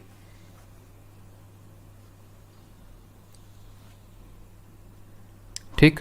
आवाज़ गई, आवाज़ बेटा गई नहीं, आवाज़ है। अपने तुम्हारे ईयरफोन्स की आवाज़ चली गई, उसको एक बार चेक करो, है ना। अब आवाज़ तो खैर जा ही नहीं रही, तुम्हें पता नहीं कैसे तुम्हें पता चलेगा, क्योंकि मेरे साइड से तो आई थिंक प्रॉपर है, बिकॉज और कोई तो बता नहीं रहा है। ठीक, क्लियर है। तो अब आगे बढ़ा जाए। तो आपको फर्स्ट याद हो गया, सेकंड याद हो गया, थर्ड याद हो गया, फोर्थ पे आते हैं। आर से क्या है यहाँ पे? आर से है Rajya Sabha. Allocation of seats in Rajya Sabha, यानी कि राज्यसभा में सीटों का आवंटन, यानी राज्यसभा में किस तरह से सीटें आवंटित की जाएंगी। जो 250 सीट हैं उनमें से 238 निर्वाचित होकर आएंगी, इलेक्टेड होके आएंगी, 12 नॉमिनेटेड यानी कि नामित होकर आएंगी, नामांकित होकर आएंगी। तो ये हमारा फोर्थ शेड्यूल यानी कि चौथी अनुसूची बोलती है। फिर अगर हम बात करें फिफ्थ शेड्यूल, फिफ्थ में आप यहाँ पे देख पा रहे होंगे एस आ रहा है, और एस से यहाँ पे है scheduled areas, administration and control of scheduled areas, यानी अनुसूचित क्षेत्रों और अनुसूचित जनजातियों के प्रशासन और नियंत्रण के बारे में उपबंध है यहाँ पे। ठीक है, यानी शेड्यूल्ड जो हमारे एरियाज़ हैं उनके एडमिनिस्ट्रेशन के बारे में चीज़ें दी हुई हैं। और जो हमारा शेड्यूल नंबर 6 है, ओ से यहाँ पे बात करता है, ओ से यहाँ पे है अदर शेड्यूल्ड एरियाज़, जिनको हम ट्राइबल एरियाज़ भी बोल सकते हैं। तो इस ओ से आपको याद रखना है अदर शेड्यूल्ड एरियाज़, जिसमें क्या आएंगे आपके ट्राइबल एरियाज़। और ये वाला शेड्यूल सबसे ज़्यादा इंपॉर्टेंट है। इसमें शेड्यूल में जो सबसे ज़्यादा जो क्वेश्चन बनते हैं वो इसी से बनते हैं। कैसे यहाँ पे क्वेश्चन पूछेगा कि शेड्यूल 6 में कौन सा स्टेट मेंशन नहीं, यानी कौन सा राज्य इसमें से मेंशनड नहीं है। तो असम, मेघालय, मिजोरम, यहाँ पे 3 स्टेट मेंशनड है। ठीक है, 6th वाले में यहाँ पे मैं लिख देता हूँ फोर्थ क्लियर हो गया। ठीक है, टीयर्स ऑफ ओल्ड पीएम में फोर्थ आपको क्लियर हो गया। फोर्थ किसकी बात कर रहा है? Allocation of seats in Rajya Sabha. Fifth किसकी बात कर रहा है? Administration of scheduled areas. अब शेड्यूल्ड एरियाज़ क्या होते हैं? शेड्यूल्ड एरियाज़ वो होते हैं जहाँ पे कई सारे जो हमारे नॉर्थ ईस्ट के इलाके हैं, कई सारे जो हमारे छत्तीसगढ़, उड़ीसा, ये राज्य के कुछ इलाके हैं जहाँ पे कुछ स्पेशल चीज़ें हैं वहाँ पे, मतलब हर कोई ऐसे वहाँ पे जा नहीं सकता, प्रॉपर्टी नहीं ले सकता है, वो लिखा हुआ है हमारे इस पर्टिकुलर फिफ्थ शेड्यूल में। ठीक है, अब बात करते हैं 6th शेड्यूल में क्या लिखा हुआ है और कौन कौन से स्टेट मेंशनड है। तो 6th शेड्यूल बात करता है अदर शेड्यूल्ड एरियाज़ की, जिसमें कि हमारे 4 स्टेट्स आते हैं, और वो 4 स्टेट ये हैं एटीएम मनी। आप इनको याद कैसे रखेंगे? एटीएम मनी से याद रखेंगे। ए से है असम, टी से है त्रिपुरा, एम से है मिज़ोरम, और इस एम से है मेघालय। ठीक है, अब वहाँ पे जब आपसे क्वेश्चन पूछेगा ना तो 100% वो आपको मणिपुर ऑप्शन में देगा, बट आपको याद ये रखना है कि इस एटीएम में मनी नहीं है।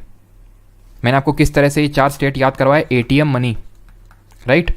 लेकिन आपको याद रखना कि इस एटीएम में मनी नहीं है, यानी इसमें मणिपुर नहीं आता है 6th शेड्यूल में।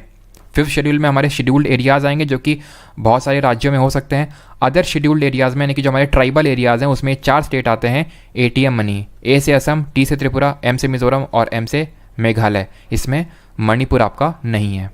क्लियर है यहाँ तक? अब आते हैं 7th वाले पे। ठीक है, 7th वाला मैं समझा देता हूँ और उसके बाद अगर किसी का कोई डाउट होगा तो पूछेगा। यहाँ पे एफ है, टीयर्स ऑफ ओल्ड पीएम। इसको मैं समराइज़ भी अभी आपको करूँगा लिख के, ठीक है, हम लोग रिवाइज भी करेंगे। एफ से यहाँ पे है फेडरल प्रोविजंस। अब कल मैंने आपको फेडरल प्रोविजंस का मतलब समझाया था। फेडरल प्रोविजंस का मतलब क्या होता है? 7th में आपका दिया हुआ है फेडरल प्रोविजंस। फेडरल प्रोविजन का मतलब मैंने आपको ये समझाया था कि division of power between union and state, यानी कि राज्य और केंद्र और राज्यों के बीच में जो पावर यानी शक्ति का जो बंटवारा है उसको बोलते हैं फेडरल प्रोविजंस। तो इसमें किस तरह से बंटवारा है? बंटवारा इसमें 3 लिस्ट दी हुई है। एक तो है यूनियन लिस्ट जिसको हम संघ सूची बोलते हैं, एक दी हुई स्टेट लिस्ट जिसको हम राज्य सूची बोलते हैं, और तीसरी हमारी कॉन्करेंट लिस्ट जिसको कि हम समवर्ती सूची बोलते हैं। तो इसमें कुछ सब्जेक्ट मेंशनड है, इसमें कुछ सब्जेक्ट मेंशन और इसमें कुछ सब्जेक्ट मेंशन है। यूनियन लिस्ट में जो सब्जेक्ट मेंशनड है, अब कौन कौन से सब्जेक्ट मेंशन है वो यहाँ पे देख लीजिए, जैसे कि defence, banking, currency, foreign affairs, communication. तो ये सब्जेक्ट पे जो लॉ बनाने का काम है, अभी ये 5 सब्जेक्ट नहीं, ऑब्वियस सी बात है 100 से भी ज़्यादा सब्जेक्ट लिखे हुए हैं जो हम सारे तो रट नहीं सकते हैं, लेकिन एक बेसिक आप कॉमन सेंस रख सकते हैं। यूनियन लिस्ट में वो सब्जेक्ट आएंगे जो बहुत इंपॉर्टेंट हो गए, जिनका लेना देना पूरे देश से होगा। डिफेंस का लेना देना किसी एक स्टेट से होता है क्या? पूरे देश से। बैंकिंग अर्थव्यवस्था, अगर किसी एक बैंक की बिगड़ी तो पूरे भारत की चरमरा सकती है, ये हालत होती है बैंकिंग की, तो इसीलिए इसको यूनियन लिस्ट में रखा गया। तो इस पे लॉ बनाने का काम सिर्फ हमारा केंद्र कर सकता है, यानी कि यूनियन का पार्लियामेंट कर सकता है। ये स्टेट लिस्ट के सब्जेक्ट हैं जिसमें आपका पुलिस आता है, ट्रेड आता है, एग्रीकल्चर आता है, इरिगेशन आता है, हेल्थ आता है।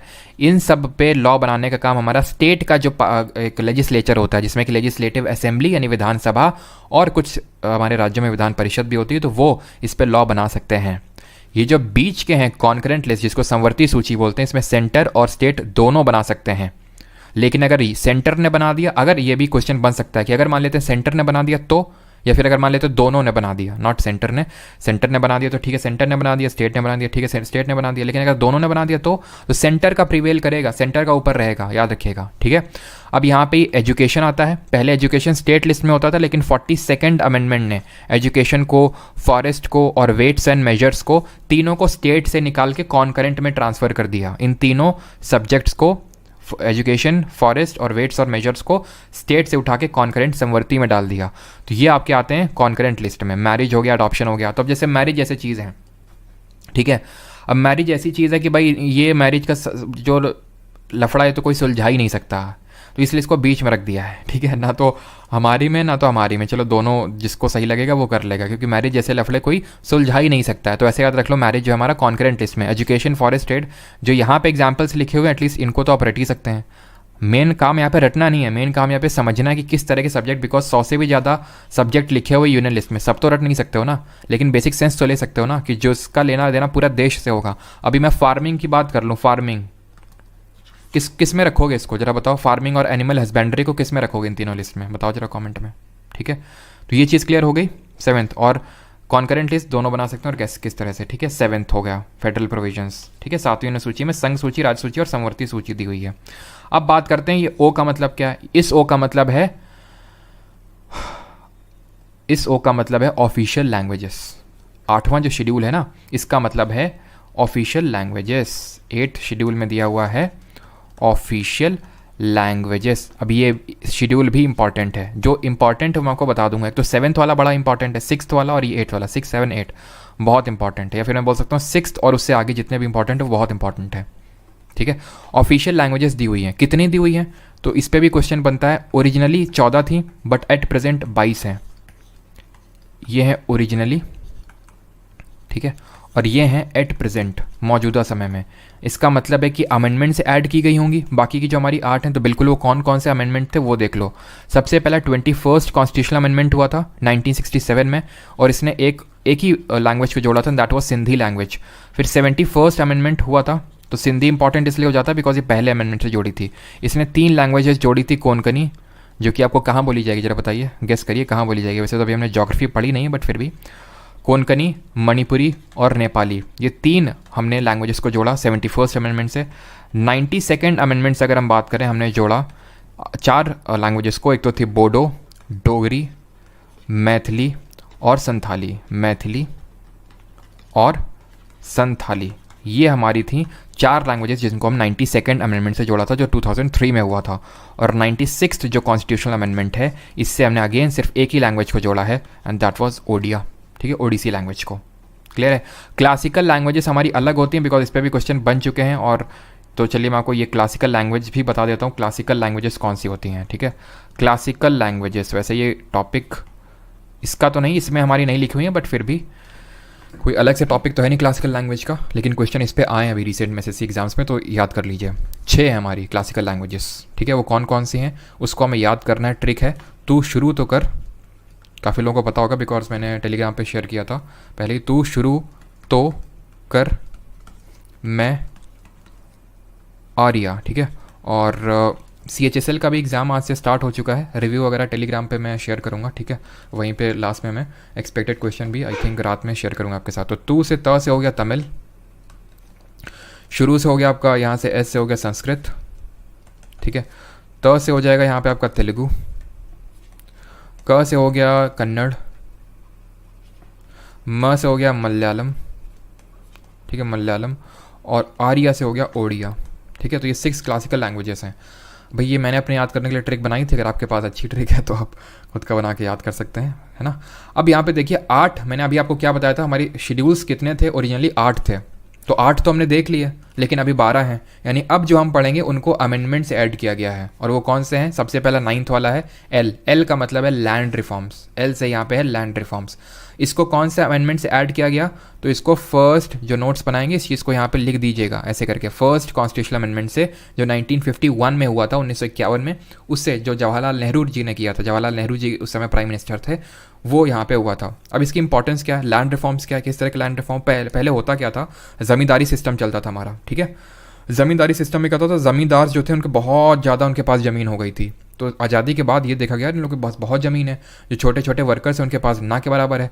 तो ये उनके लिए एक सीलिंग रख दी गई कि भाई इतनी से ज़्यादा प्रॉपर्टी होल्ड नहीं कर सकते हो, ठीक है। तो वो एक तरह से लैंड रिफॉर्म और ज़मींदारी सिस्टम वो इसमें एडेड है। और फिर इसमें एक और प्रोविजन को ऐड कर दिया गया, वैसे यहाँ पे लिखा हुआ फर्स्ट अमेंडमेंट, इस चीज़ को ऐड कर दिया गया कि इसमें अगर हम कोई भी लॉ रखेंगे, पार्लियामेंट ने ये बोला अगर इसमें हम कोई भी लॉ रखेंगे उसमें उस पर जुडिशरी रिव्यू नहीं कर सकती है, न्यायपालिका अपना उसमें कोई भी विमोचन नहीं कर सकती है कि भाई ये सही है गलत है, उसको हटा दिया, नहीं, एक बार इसमें डाल दिया उसको पूरी इम्यूनिटी मिल गई, उसमें तुम कुछ छेड़छाड़ नहीं कर सकते। लेकिन जुडिशरी ऐसे तो शांत बैठने वाला नहीं था।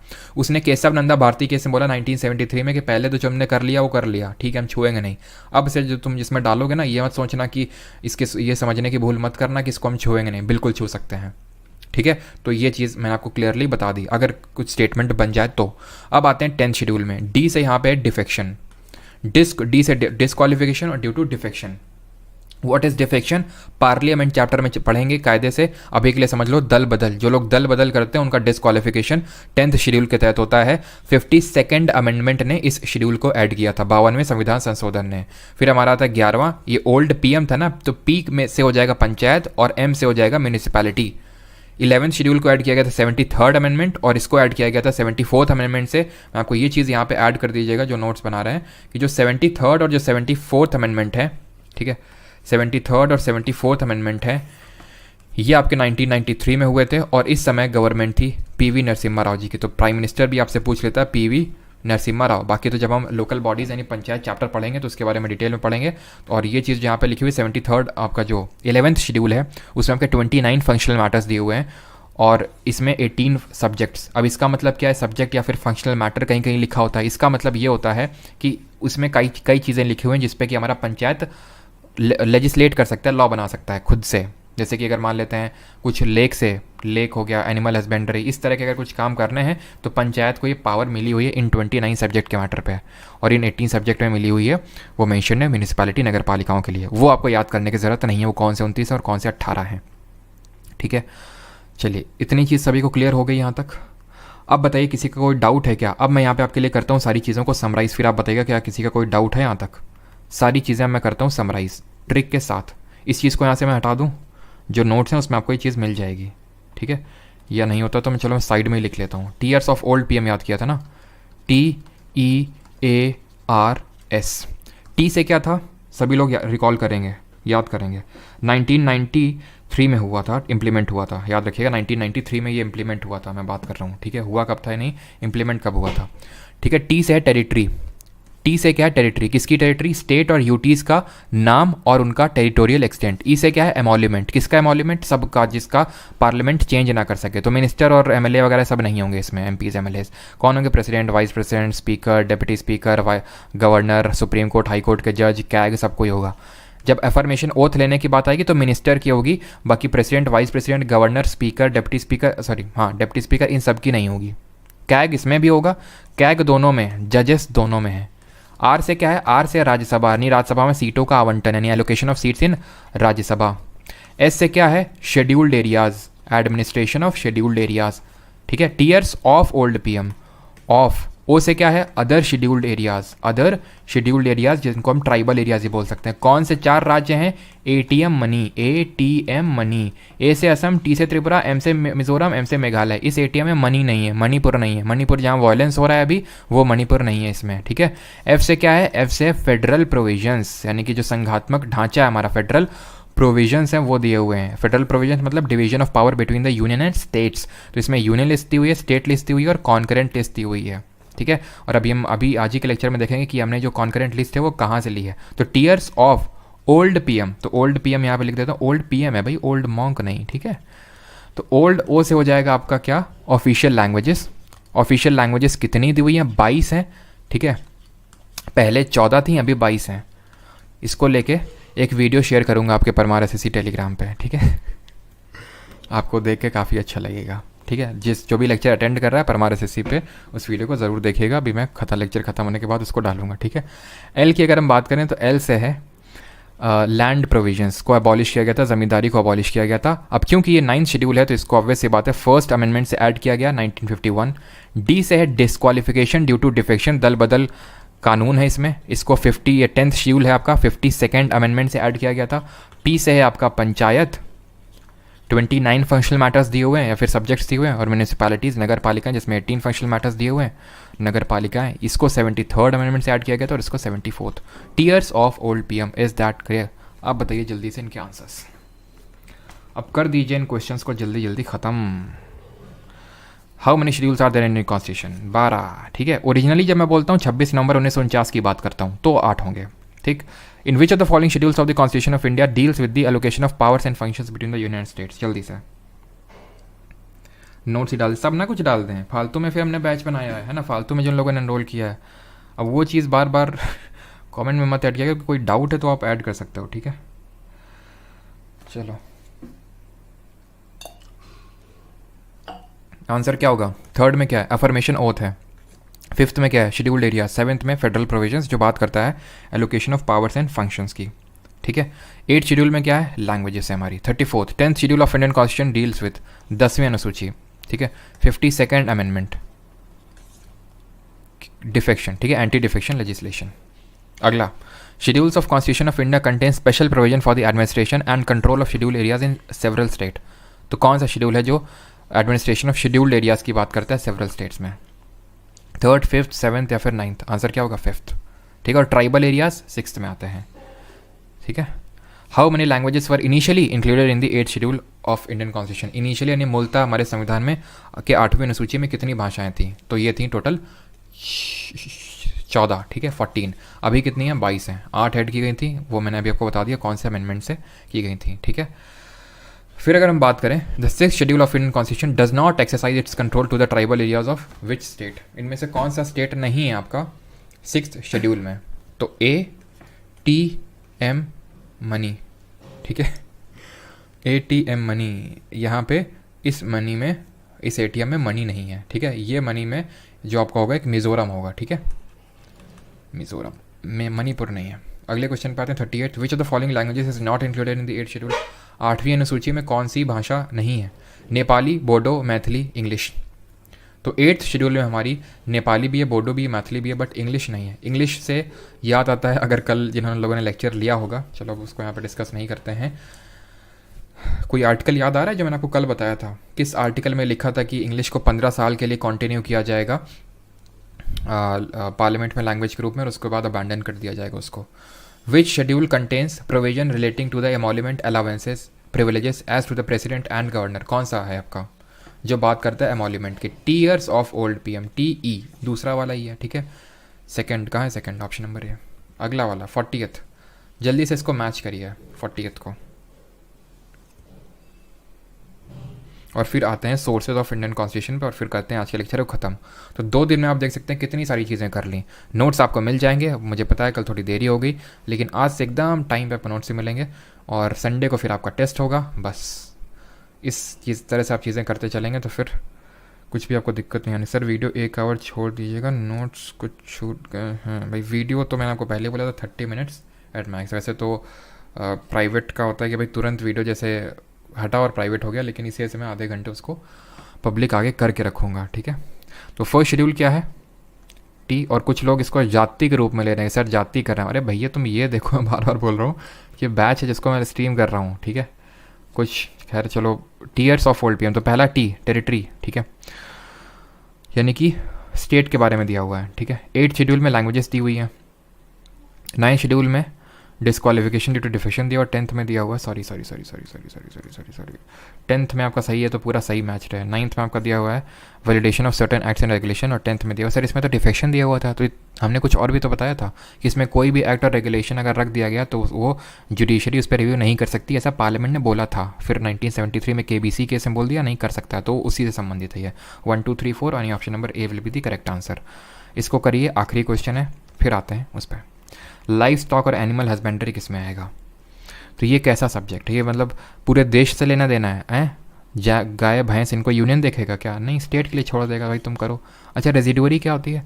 रेजिडुअरी लिस्ट होती है जो सब्जेक्ट ना तो यूनियन में है, ना तो स्टेट में है, ना तो कॉन्करेंट में है, ऐसा सब्जेक्ट को हम रेजिडुअरी लिस्ट बोलते हैं। वो रेजिडुअरी लिस्ट में आता है और इस पे लॉ बनाने का जो पावर होता है, इसमें लॉ मेकिंग जो पावर होता है वो किसके पास होता है? वो होता है हमारे पार्लियामेंट के पास, यानी कि यूनियन के पास ये पावर होता है कि वो रेजिडुअरी लिस्ट में कोई भी लॉ बना सकता है। रेजिडुअरी लिस्ट मतलब कोई ऐसा कोई सब्जेक्ट निकल आए जो तीनों लिस्ट में नहीं है, तो फिर पार्लियामेंट बनाएगा आपका। ठीक है, पहले ये वॉइस रॉय करता था प्री इंडिपेंडेंस। ठीक है, चलिए अब हम आ जाते हैं अपने सबसे पहले इसमें टॉपिक की ओर, and that is sources of Indian constitution. और इसको कराने के लिए मैं आपको ले चलूँगा दूसरे सॉफ्टवेयर की ओर। ठीक है, तो ये हमने सारी चीज़ें कर ली हैं। अब ये जो क्वेश्चंस को करने के लिए हमें समझना होगा किसके बारे में? Various sources of Indian constitution. तो चलिए हम आपको लेके चलते हैं कहीं और। ठीक है, सभी लोग तैयार हैं कहीं और चलने के लिए? चलिए, तो हम लोग आ चुके हैं अब यहाँ पे सोर्सेज ऑफ इंडियन कॉन्स्टिट्यूशन पे। ठीक, यानी कि संविधान में हमने कौन सी चीज़ कहाँ से बोरो की है, कॉन्स्टिट्यूशन में हमने कौन सी चीज़ कहाँ से ली है, वो अब यहाँ पे देखने वाले हैं। ठीक है, छोटा सा है, मैं कोशिश करूँगा कि आपको बहुत ही आसान तरीके से कुछ निमोनिक कुछ ट्रिक्स के साथ यहाँ पे बताऊँ, ताकि जितने ज़्यादा से ज़्यादा आप यहीं पे याद कर सकते हैं, क्वेश्चंस भी करेंगे, तो जितने ज़्यादा से ज़्यादा आप यहाँ पे याद कर सकते हैं वो कोशिश करिएगा आप यहाँ पे, और उसकी कोशिश मैं भी करूँगा जितने ज़्यादा से ज़्यादा आपको यहीं पे याद करवा सकूँ। बात के लिए उतना काम आप मत छोड़ा करिए, यहीं याद करिए। ठीक है, गवर्नमेंट एक हमारे टीचर थे, नितिन रॉय नाम था बायोलॉजी का, इतना सूतते थे ना, क्यों सूतते थे? ताकि हम लोग को वहीं का वहीं याद हो जाए, इतना भयंकर सुताई करते थे। अब वो तो हो नहीं सकता डिजिटल में, तो ये आपके पास स्पेशल प्रिविलेज है, देखो, है ना, तो इस प्रिविलेज का फ़ायदा उठाएं। गवर्नमेंट ऑफ इंडिया एक्ट 1935,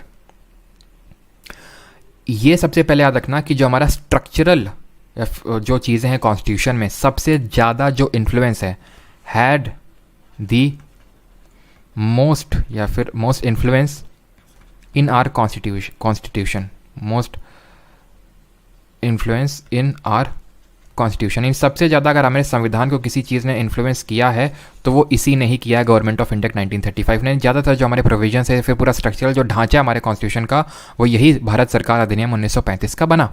अब मुझे आप लोग याद दिलाइएगा, वो तो मुझे याद ही है, लेकिन आप भी मुझे याद दिलाइएगा कि मुझे आपको एक्ट्स भी करवाने हैं। रेगुलेटिंग एक्ट जैसे 1773 का रेगुलेटिंग एक्ट, 1833 का, 1813 का, 1909 का मॉरले मिंटो, 1919 का मॉन्टेग फॉर रिफॉर्म, ये भी करवाना है। होगा नहीं होगा तो मॉडर्न हिस्ट्री में कर लेंगे, नहीं तो मुझे याद दिलाना ये करवाना है, तब यहाँ पे मैं आपको ये करवाऊंगा। इस पे क्वेश्चन आए हैं, ठीक है, गवर्नमेंट और आते भी हैं, 1919 इन सब पे एक्ट पे आते हैं, क्लियर है। तो यहाँ से गवर्नमेंट ऑफ इंडिया जो 1935 था, यहाँ से हमने क्या क्या लिया वो देख लेते हैं। तो यहाँ से हमने इमरजेंसी के प्रोविजंस लिए, मैं हिंदी में भी दिखा दूंगा, इमरजेंसी के प्रोविजंस लिए, इस्टेब्लिशमेंट ऑफ सुप्रीम कोर्ट लिया, supreme court, public service commission, office of governor यानी कि राज्यपाल का पद, और फेडरल स्कीम ऑफ गवर्नमेंट ली। फेडरल स्कीम ऑफ गवर्नमेंट जो यूनियन लिस्ट, स्टेट लिस्ट जो ये होता है, यानी फेडरल सिस्टम यानी संघीय व्यवस्था, राज्यपाल का कार्यालय, मतलब कार्यालय, स्ट्रक्चर ऑफ जुडिशरी, न्यायपालिका का ढांचा, इमरजेंसी प्रोविजंस। ध्यान रखना स्ट्रक्चर लिया है, अब चिंता मत करिए, वो सारे कन्फ्यूजन अभी मैं आपको दूर कर दूंगा। स्ट्रक्चर ढांचा लिया है, न्यायपालिका की स्वतंत्रता वो हमने यहाँ से नहीं लिया, वो अमेरिका से लिया है, ठीक है। पब्लिक सर्विस कमीशन यानी लोक सेवा आयोग।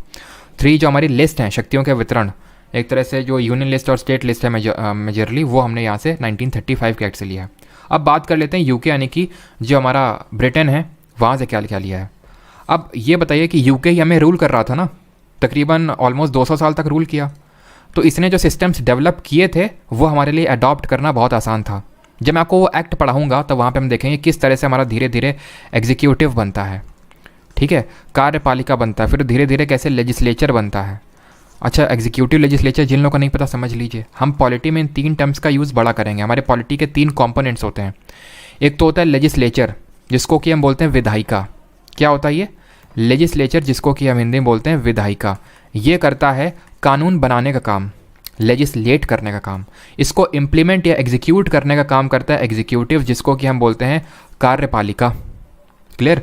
और इसको रिव्यू करने का काम कि ये जो लेजिस्लेचर ने जो लॉ बनाया है ये सही है कि नहीं है, जस्ट है कि नहीं, वो काम करता है जुडिशरी यानी कि न्यायपालिका, जिसमें हमारे सुप्रीम कोर्ट, हाई कोर्ट आते हैं। लेजिस्लेचर में हमारे लोकसभा, राज्यसभा ये आते हैं, एग्जीक्यूटिव में हमारी सरकार आती है। यहाँ तक एक ट्रैफिक पुलिस का जो बंदा है वो भी एग्जीक्यूटिव के तहत ही अंदर ही आता है वो, ठीक है।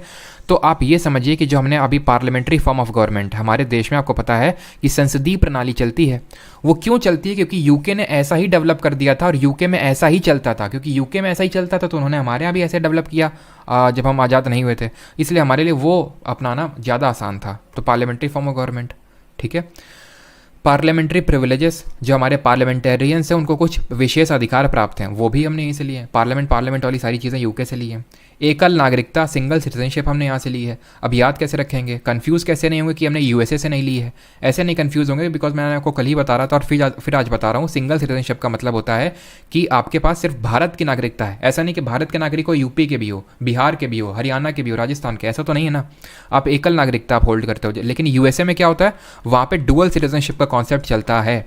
डुअल सिटीजनशिप कैसे चलती है, यानी एक तो लोग यूएस के सिटीजनशिप होगी उनके पास एक, और एक जिस स्टेट में रह रहे हैं, जैसे फॉर एग्जांपल मान लेते हैं कैलिफोर्निया की सिटीजनशिप है, सैन फ्रांसिस्को की सिटीजनशिप है, तो वो हो गई। हमारे यहाँ क्या है कि हम भारत के नागरिक हैं लेकिन निवासी हैं हम उत्तर प्रदेश के, ठीक है। तो ये यूके से लिया सिंगल सिटीजनशिप को। रूल ऑफ लॉ का मतलब होता है कि कानून सबसे ऊपर है। कानून की देवी आपने देखा होगा मूर्ति, है ना, आंखों में पट्टी बांधे रहती हैं, दैट डजंट मीन कि अंधी हैं वो। उसका मतलब ये है कि कोई भी कानून के ऊपर नहीं है, यानी कि कोई भी आएगा, गरीब अमीर, हम सबको इक्वल ट्रीट करने वाले हैं, ऐसा नहीं कि हम अंधे हैं, ठीक है। तो वो है यहाँ पे। और यहाँ हिंदी का मतलब समझ लीजिए, पार्लियामेंट्री का मतलब है संसदीय व्यवस्था, कैबिनेट जो सिस्टम है वो भी यहीं से लिया। भाई पार्लियामेंट से ही तो कैबिनेट आता है, ठीक है, एक तरह से आप ऐसे समझ सकते हो। लेजिस्लेट करने का प्रोसेस जो हमने वहाँ से लिया है। सिंगल सिटीजनशिप एंड एकल नागरिकता, जो परमाधिकारी रिट हैं। अभी सर प्रेरोगेटिव रिट क्या होती हैं, फंडामेंटल राइट पढ़ेंगे, ये थोड़े से एक्स्ट्रा एक तरह से पावर्स हमारे कोर्ट के पास अवेलेबल हैं। बाई कैमरलिज्म का मतलब क्या होता है, बाई कैमरलिज्म का मतलब होता है द्विसदनवाद, दो सदन है, लोकसभा है, राज्यसभा। तो ये भी हमने कहाँ से लिया, अब यही तो पार्लियामेंट है, यही तो संसद है, तो ऑब्वियस सी बात है ये भी यूके से लिया होगा।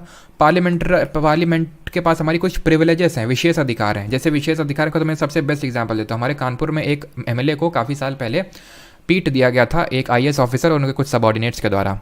क्यों? क्योंकि वो कुछ ऐसा मांग उठा रहे थे अपनी, और भयंकर रूप से उनको पीटा गया। अभी पिछले साल ही लेजिस्लेटिव असेंबली जो हमारी यूपी, उसके स्पीकर हैं सतीश माना, वो भी यूपी से ही है, कानपुर से ही हैं, और जो पिटाई हुई थी वो भी कानपुर से थे। उनका नाम क्या था, सलील बिश्नोई जी थे, हाँ वो, ठीक है। तो उनको पिछले साल ही, वैसे पीटा उन लोगों ने बहुत साल पहले था, क्या किया, सतीश माना जी ने, एक बीजेपी के एमएलए ने वो बात उठाई और सतीश माना जी ने उन लोगों को बुलाया गया उसमें एक तरह से सदन में बुलाया गया, जो मतलब एक ऐसा कटघरे में खड़ा किया गया सभी को, तकरीबन आई थिंक 5-6 थे, और उनको 1 दिन की कारावास सुनाया गया काल कोठरी में। तो इनके पास प्रिविलेजेस हैं कि अगर उनके कुछ और किसी ने उनके प्रिविलेजेस का हनन किया तो उनके पास ये पावर है कि वो किसी को सजा दे सकते हैं, वो उनके पास पावर है, राइट। तो हम पार्लियामेंट चैप्टर में अच्छे से देखेंगे, रिट को फंडामेंटल राइट में देखेंगे। यूएसए से क्या लिया है, मौलिक अधिकार लिए हैं। अभी मैं आपको कुछ ट्रिक्स भी बता दूंगा, चिंता ना करिए, लेकिन पहले समझिए, नहीं ट्रिक भागेंगे तो इतना ट्रिक को याद करने के लिए अलग से ट्रिक बनानी पड़ जाएगी फिर, ठीक है। फिर बगल वाले से पूछना पड़ेगा फाइनली कि भाई बता दो यार, हम तो ट्रिक वाले हैं, ठीक है। तो मौलिक अधिकार जहाँ नीडेड है वहाँ पे, जैसे शेड्यूल में नीडेड था तो वहाँ तो मैंने आपको बताया, ठीक है। प्रियम्बल लिया, वो तो अभी हमने देख लिया। सेपरेशन ऑफ पावर लिया, यानी कि जो शक्तियों का बंटवारा, किसकी शक्तियों का बंटवारा सर, लेजिस्लेटिव, एग्जीक्यूटिव और जुडिशरी, यानी कि लेजिस्लेटिव एग्जीक्यूटिव के उसमें नहीं घुसेगा, एग्जीक्यूटिव लेजिस्लेटिव में नहीं घुसेगा, लेजिस्लेटिव जुडिशरी के नहीं घुसेगा काम में, और जुडिशरी इनके काम में दखलंदाजी नहीं करेगा। इसको बोलते हैं सेपरेशन ऑफ पावर। ये यूएसए में है, हमारे यहाँ भी है, लेकिन हमारे यहाँ स्ट्रिक्ट सेपरेशन ऑफ पावर नहीं है। मतलब सर हमारे यहाँ सेपरेशन तो है, लेकिन कभी कभी क्या होता है, जुडिशरी घुस जाता है, कभी कभी घुस जाता है, तो यानी कि स्ट्रिक्ट तरीके से सेपरेशन ऑफ पावर नहीं है। सेपरेशन तो है लेकिन स्ट्रिक्ट नहीं है, बहुत जोर का स्ट्रिक्ट नहीं है, लेकिन यूएसए में स्ट्रिक्ट वाला है कि कोई एक दूसरे में नहीं घुसेगा। एग्जाम्पल मैं आपको पार्लियामेंट चैप्टर में दूंगा। सुप्रीमेसी ऑफ द कॉन्स्टिट्यूशन, यानी संविधान सुप्रीम है, सबसे बड़ा है। इंडिपेंडेंट जुडिशरी है, न्यायपालिका स्वतंत्र है, ठीक है, वो हमने यहाँ से लिया है। इसको अभी थोड़ा सा होल्ड करिए, जो रिमूवल लिखा है। जुडिशियल रिव्यू, ये हमने यहाँ से लिया है। अब बहुत लोग मैंने देखा है, काफ़ी टीचर बता देते हैं इंटीग्रेटेड जुडिशरी, वो भी यूएसए से लिया, लेकिन वो गलत है। इंटीग्रेटेड जुडिशरी हमने नहीं लिया है यूएसए से, और ये बहुत इंपॉर्टेंट है। यूपीएससी पे मल्टीपल बार क्वेश्चन पूछ सकता है और एसएससी भी अब पूछेगा। इंटीग्रेटेड जुडिशरी का मतलब होता है कि मैंने आपको कल भी आई थिंक बताया होगा कि सुप्रीम कोर्ट, हाई कोर्ट, ऐसे हमारे सब इंटीग्रेटेड हैं। ऐसा नहीं है कि भाई केंद्र के कानूनों के लिए सुप्रीम कोर्ट है और जो राज्य के कानून हैं उन पे रिव्यू करने के लिए हर स्टेट का हाई कोर्ट है। ऐसा नहीं होता है।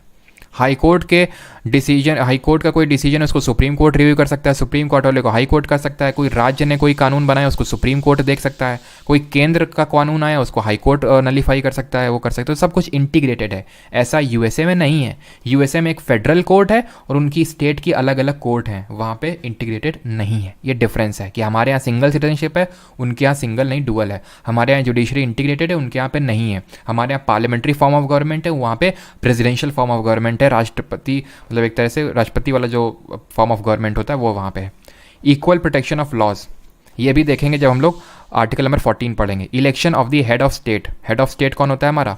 प्रेसिडेंट। तो राष्ट्रपति के इलेक्शन, वाइस प्रेसिडेंट का पोस्ट, ठीक है, पोस्ट ऑफ वाइस प्रेसिडेंट ये है उपराष्ट्रपति का पद। राष्ट्रपति का इम्पीचमेंट, अब ये समझो इम्पीचमेंट क्या होता है। तो इम्पीचमेंट होता है रिमूवल। राष्ट्रपति के रिमूवल को हम इम्पीचमेंट बोलते हैं, क्योंकि राष्ट्रपति हमारे पूरे देश का हेड होता है, मुखिया होता है, इसलिए उसको हटाने के लिए एक स्पेशल वर्ड दे देते हैं, थोड़ी इज्जत से हटाते हैं, इम्पीचमेंट। अगेन प्रेसिडेंट टॉपिक पे पढ़ेंगे। तो इम्पीचमेंट यानी प्रेसिडेंट का रिमूवल दिया गया हुआ है और सुप्रीम कोर्ट और हाई कोर्ट के जजेस का भी रिमूवल इसी में दिया हुआ है। किसी के अगर रिमूवल की बात आएगी तो वो यूएसए से लिया है, रिमूव करने की बात आएगी तो, ठीक है। अब इन दोनों का प्रेसिडेंट को हटाने का प्रोसीजर और सुप्रीम कोर्ट हाई कोर्ट जजेस हटाने का प्रोसीजर ऑलमोस्ट सेम होता है, हम देखेंगे बाद में।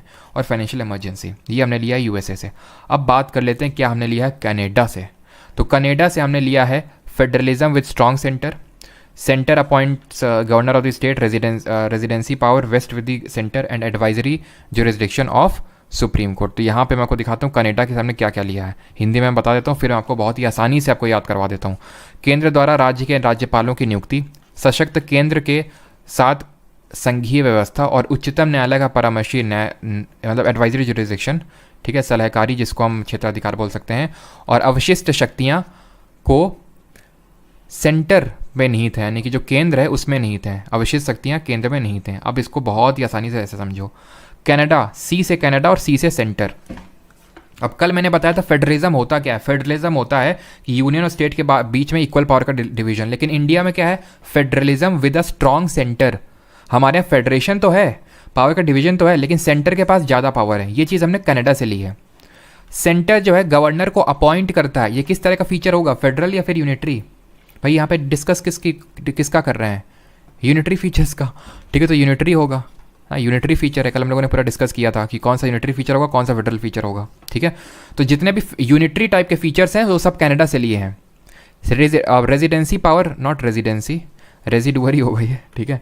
जो रेजिडुअरी पावर है, व्हाट आर रेजिडुअरी पावर? अभी मैंने बताया कि एक तो यूनियन, स्टेट और कॉन्करेंट, इसमें अगर कोई भी सब्जेक्ट मेंशन नहीं है वो रेजिडुअरी लिस्ट में आएगा। और उसमें लॉ बनाने का पावर जो होता है वो सेंटर के पास होता है। यानी सेंटर सेंटर सेंटर, सी से सेंटर, सी से Canada, strong centre, centre appointing governor, residuary power with the centre, सब कुछ किसके पास है? कनाडा के पास। और advisory jurisdiction of supreme Court, ही जब सुप्रीम कोर्ट पढ़ेंगे तब पढ़ेंगे ये होता क्या। अभी के लिए रट लो कि एडवाइजरी जुरिस्डिक्शन यहाँ से लिया है। एडवाइजरी जुरिस्डिक्शन एक्चुअल में ये होता है, हम पढ़ेंगे सुप्रीम कोर्ट वाले चैप्टर में, कि हमारा प्रेसिडेंट एडवाइस लेने जाता है किसके पास? सुप्रीम कोर्ट के पास। उसको हम बोलते हैं एडवाइजरी जुरिस्डिक्शन, ठीक।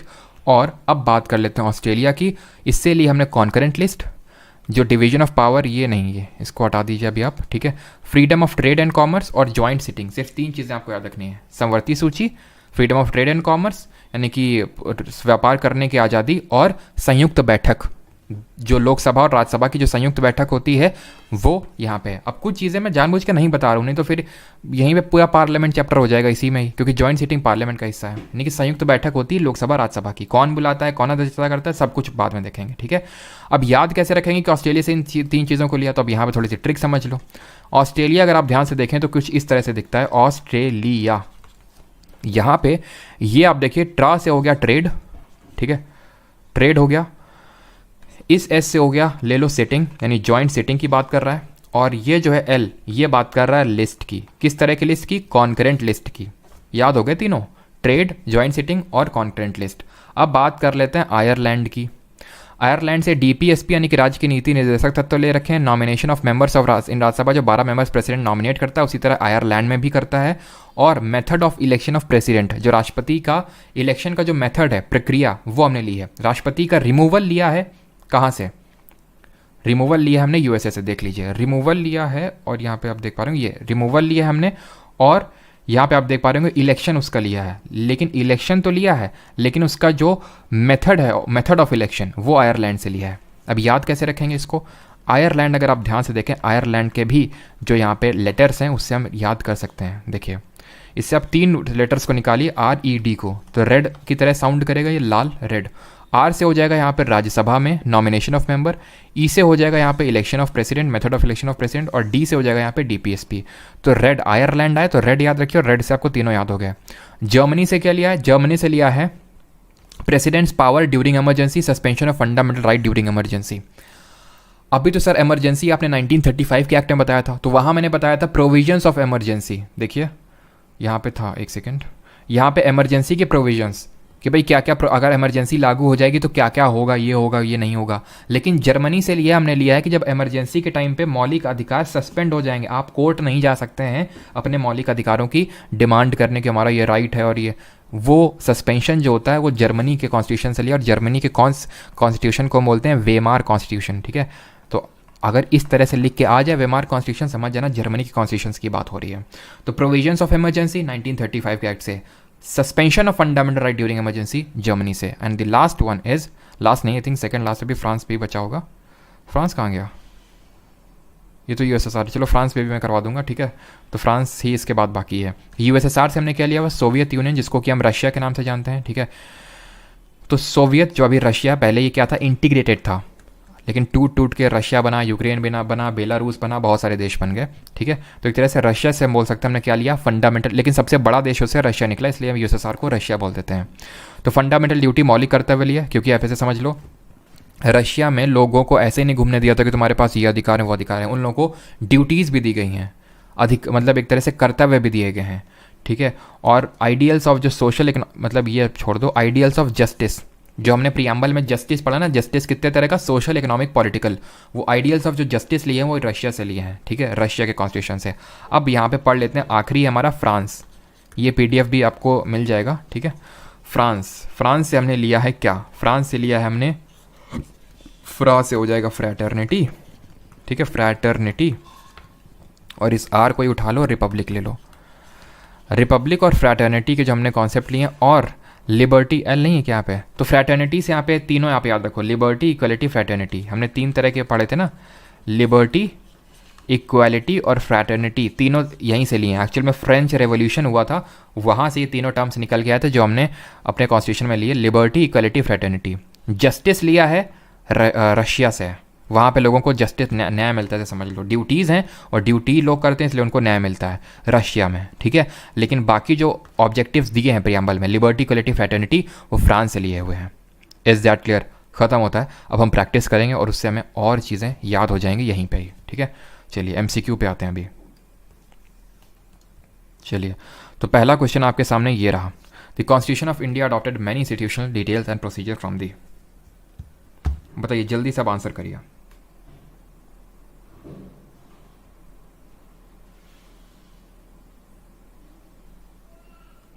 बाल से रूसी निकालना हमारा मूल कर्तव्य है। अच्छा, और देखो ट्रिक बनाने को तो यार मैं बता सकता हूँ, हर एक कंट्री के लिए मैं तुम्हें ट्रिक बताने जाऊँगा ना, अगर फॉर एग्जांपल तो तुम ट्रिक भूल गए ना, तुमको याद ही नहीं आएगा। अब ट्रिक भी एकदम आसानी से तो बनेगी नहीं, मैं तुम्हें USA के लिए अलग से ट्रिक बताऊँ, मैं बिल्कुल आपको एडवाइस ही नहीं करूँगा कि यहाँ पे आप ट्रिक से याद करें, चाहे भले आपको कोई चीख के बोले ये ट्रिक है मेरे पास, छोड़ दो उसको। ठीक है, भले क्वेश्चन करके वो चीज़ आप के अंदर वो इंसाइट्स डेवलप हो जाएंगे अपने आप, आपको ट्रिक की ज़रूरत नहीं है, नहीं तो फिर ट्रिक याद करने के लिए अलग से आपको ट्रिक बनानी पड़ेगी।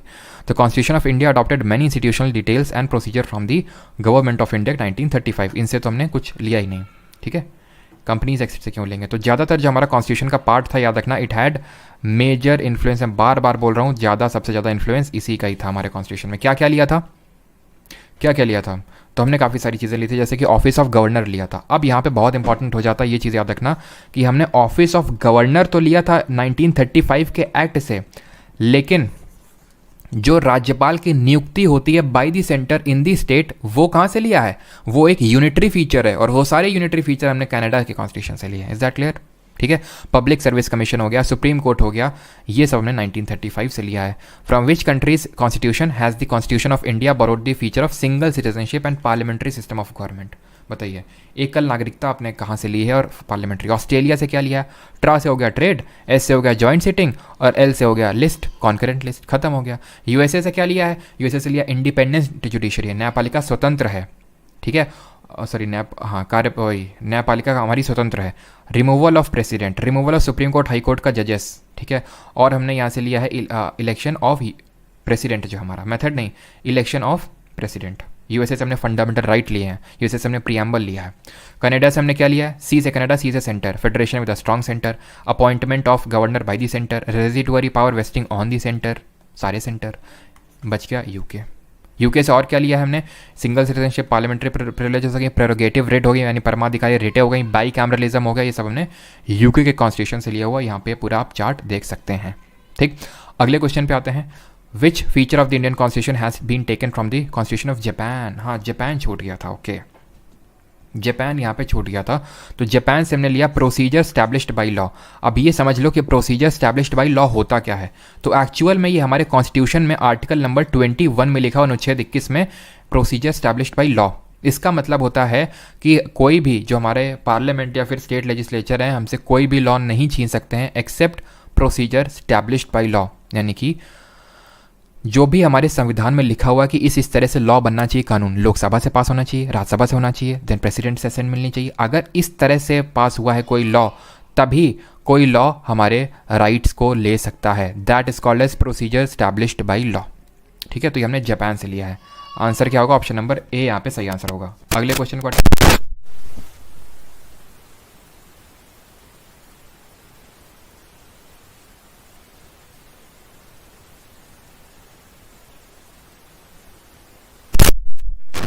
The principle of liberty, equality and fraternity were adopted from the constitution of।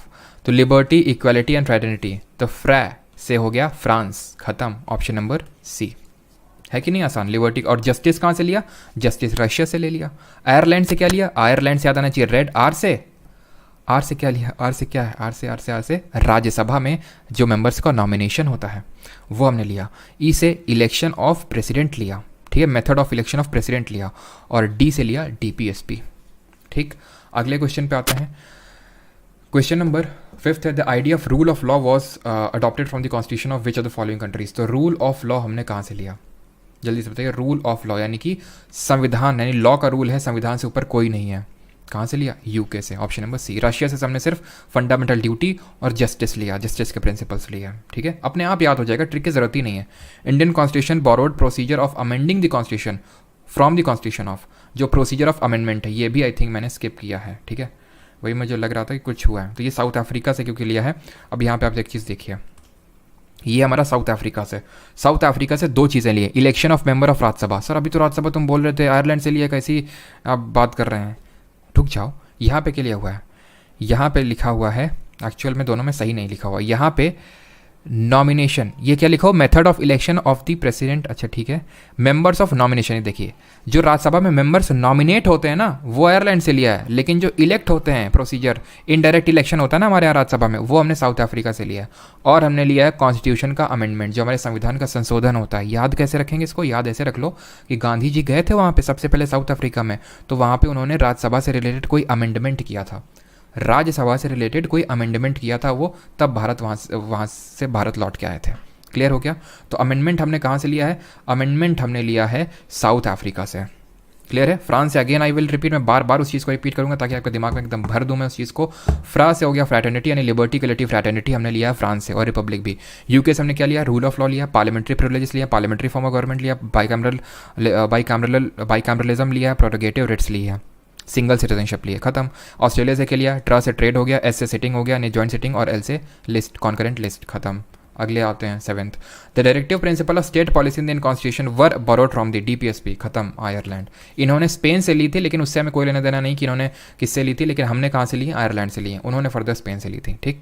Option number C. Airlines और क्या लिया है? अगेन मैं फिर से रिपीट करूंगा, एयरलाइंस हमने लिया है राज्यसभा में मेंबर्स का नॉमिनेशन बाय द प्रेसिडेंट, जो हमारे यहाँ होता है, और इलेक्शन ऑफ प्रेसिडेंट, ठीक। चलो 8th पे आते हैं। इनमें से कौन सा इनकरेक्टली पेयर्ड है? जल्दी से बता दीजिए, जल्दी से बताइए, इनमें से कौन सा गलत पेयर्ड है, सही पेयर्ड नहीं है, जल्दी से। बहुत बड़ा हो गया लेक्चर। बहुत टॉपिक्स भी तो हो गए, ये भी तो देखो, शेड्यूल, सोर्सेज, प्रीएम्बल और किस तरह से हुए हैं वो आपको ही पता है कि आप कभी नहीं भूलने वाले इन टॉपिक्स को भी, ठीक है। सिर्फ आप क्वेश्चन फिर से आपको रिवीजन करना है। Idea of rule of law कहाँ से लिया है? ब्रिटेन से, संविधान मतलब कानून सबसे ऊपर है। Charter of fundamental right USA से लिया है। डीपीएसपी आयरलैंड से लिया है। लिबर्टी इक्वलिटी फ्रैटर्निटी ये हमने कनाडा से नहीं फ्रांस से लिया है। तो आंसर ऑप्शन नंबर डी होगा, ये हमारा इनकरेक्टली पेयर्ड है। करेक्ट है option number D. Question number 9। और आपको बैकग्राउंड में से थोड़ी नॉइज़ आ सकती है, लेकिन बार बार आपको पता भी हो काफ़ी लोगों को कि भतीजी है मेरी 1 साल की, तो वो काफ़ी ज़्यादा नॉइज़ क्रिएट करती है। अब 1 साल की है तो कुछ बोल भी नहीं सकते हैं, ठीक है, कि थोड़ा सा डांट भी दे ठीक है। The procedure for the nomination of members to the Rajya Sabha in the constitution of India is borrowed from. तो नॉमिनेशन ऑफ मेंबर्स कहाँ से लिया है? आयरलैंड से लिया। अभी बताया नॉमिनेशन लिया आयरलैंड से, लेकिन जो इलेक्शन लिया है, ठीक है, इलेक्शन लिया है वो हमने साउथ अफ्रीका से लिया है। राज्यसभा के रिगार्डिंग इलेक्शन पे अमेंडमेंट करके आए थे गांधी जी साउथ अफ्रीका में, तो अमेंडमेंट वहीं से लिया, ठीक है, साउथ अफ्रीका से। The procedure of judicial review in the Indian constitution and the provision of independence of judiciary कहाँ से लिया? बताइए। 3 चीज़ें हैं, याद रखिएगा, judicial review, independence of judiciary and integrated judiciary. न्यायपालिका स्वतंत्र है, न्यायपालिका आपकी रिव्यू कर सकती है किसी मामले में, उसको अधिकार है। ये तो अमेरिका से लिया है, यानी यूएसए से लिया है, लेकिन हमारी इंटीग्रेटेड जुडिशरी है वो हमने अमेरिका से नहीं लिया है। And the last question I think is this 11th number question ये है कि आपको ये मैच करना है DPSP, emergency power of president, union state relation और अमेंडमेंट को। जल्दी से बताइए।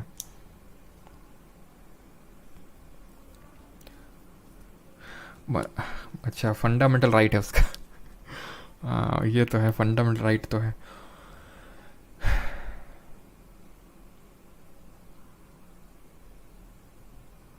चलो, तो अगर हम बात करें डीपीएसपी की, तो डीपीएसपी किस कहाँ से लिया है? आयरलैंड से लिया है, ठीक है। Emergency power of the president, तो प्रेसिडेंट रेस्ट्रिक्ट कर देता है फंडामेंटल राइट को इमरजेंसी के टाइम पे, तो जर्मनी से लिया है। यूनियन स्टेट के रिलेशंस कनाडा से लिए हैं, और amendment of constitution south Africa से। तो 1 2 3 4 option number A. 12th number I think, अच्छा 1 2 और हैं अभी। तो सोशलिस्ट यानी कि union of Soviet socialist Republic से इनमें से कौन सा लिया हमने? जल्दी से बताइए। Union of Soviet socialist Republic से क्या लिया है? आप कंफ्यूज मत होइए, यही है यूएसएसआर, यही है Russia, fundamental right USA, preamble USA, concurrent list Australia, बचा क्या? 5 ईयर प्लान, पंचवर्षीय योजना भी हमने यहीं से लिया है। कहाँ से?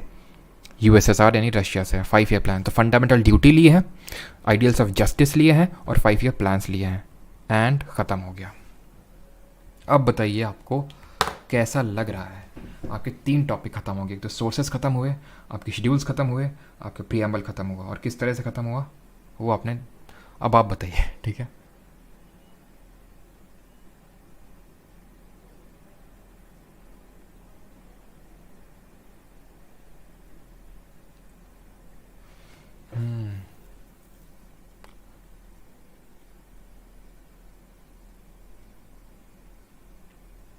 मैं क्या पूछ रहे हैं, जीएसटी कहाँ से लिया है? सर आप कानपुर से कहाँ से हो? अभी बताते हैं कानपुर वाला, लेकिन जीएसटी वाला ज़्यादा इंपॉर्टेंट है। जीएसटी वाला मतलब एग्जैक्ट तो नहीं बोलेंगे, लेकिन थोड़ा बहुत जीएसटी का जो कंपोनेंट है हमने वो कनाडा से ही लिया है। क्योंकि अब देख लीजिए, जीएसटी में क्या है कि स्टेट तुम मत टैक्स कलेक्ट करो, हम टैक्स कलेक्ट करेंगे, सारे टैक्स को एक कर देंगे, और वो सिर्फ यूनियन के पास पावर होगी कलेक्ट करने के, यानी कि सेंटर के पास पावर होगी टैक्स को कलेक्ट करने की। अगेन सेंटर, अगेन कनाडा, खत्म, ठीक है।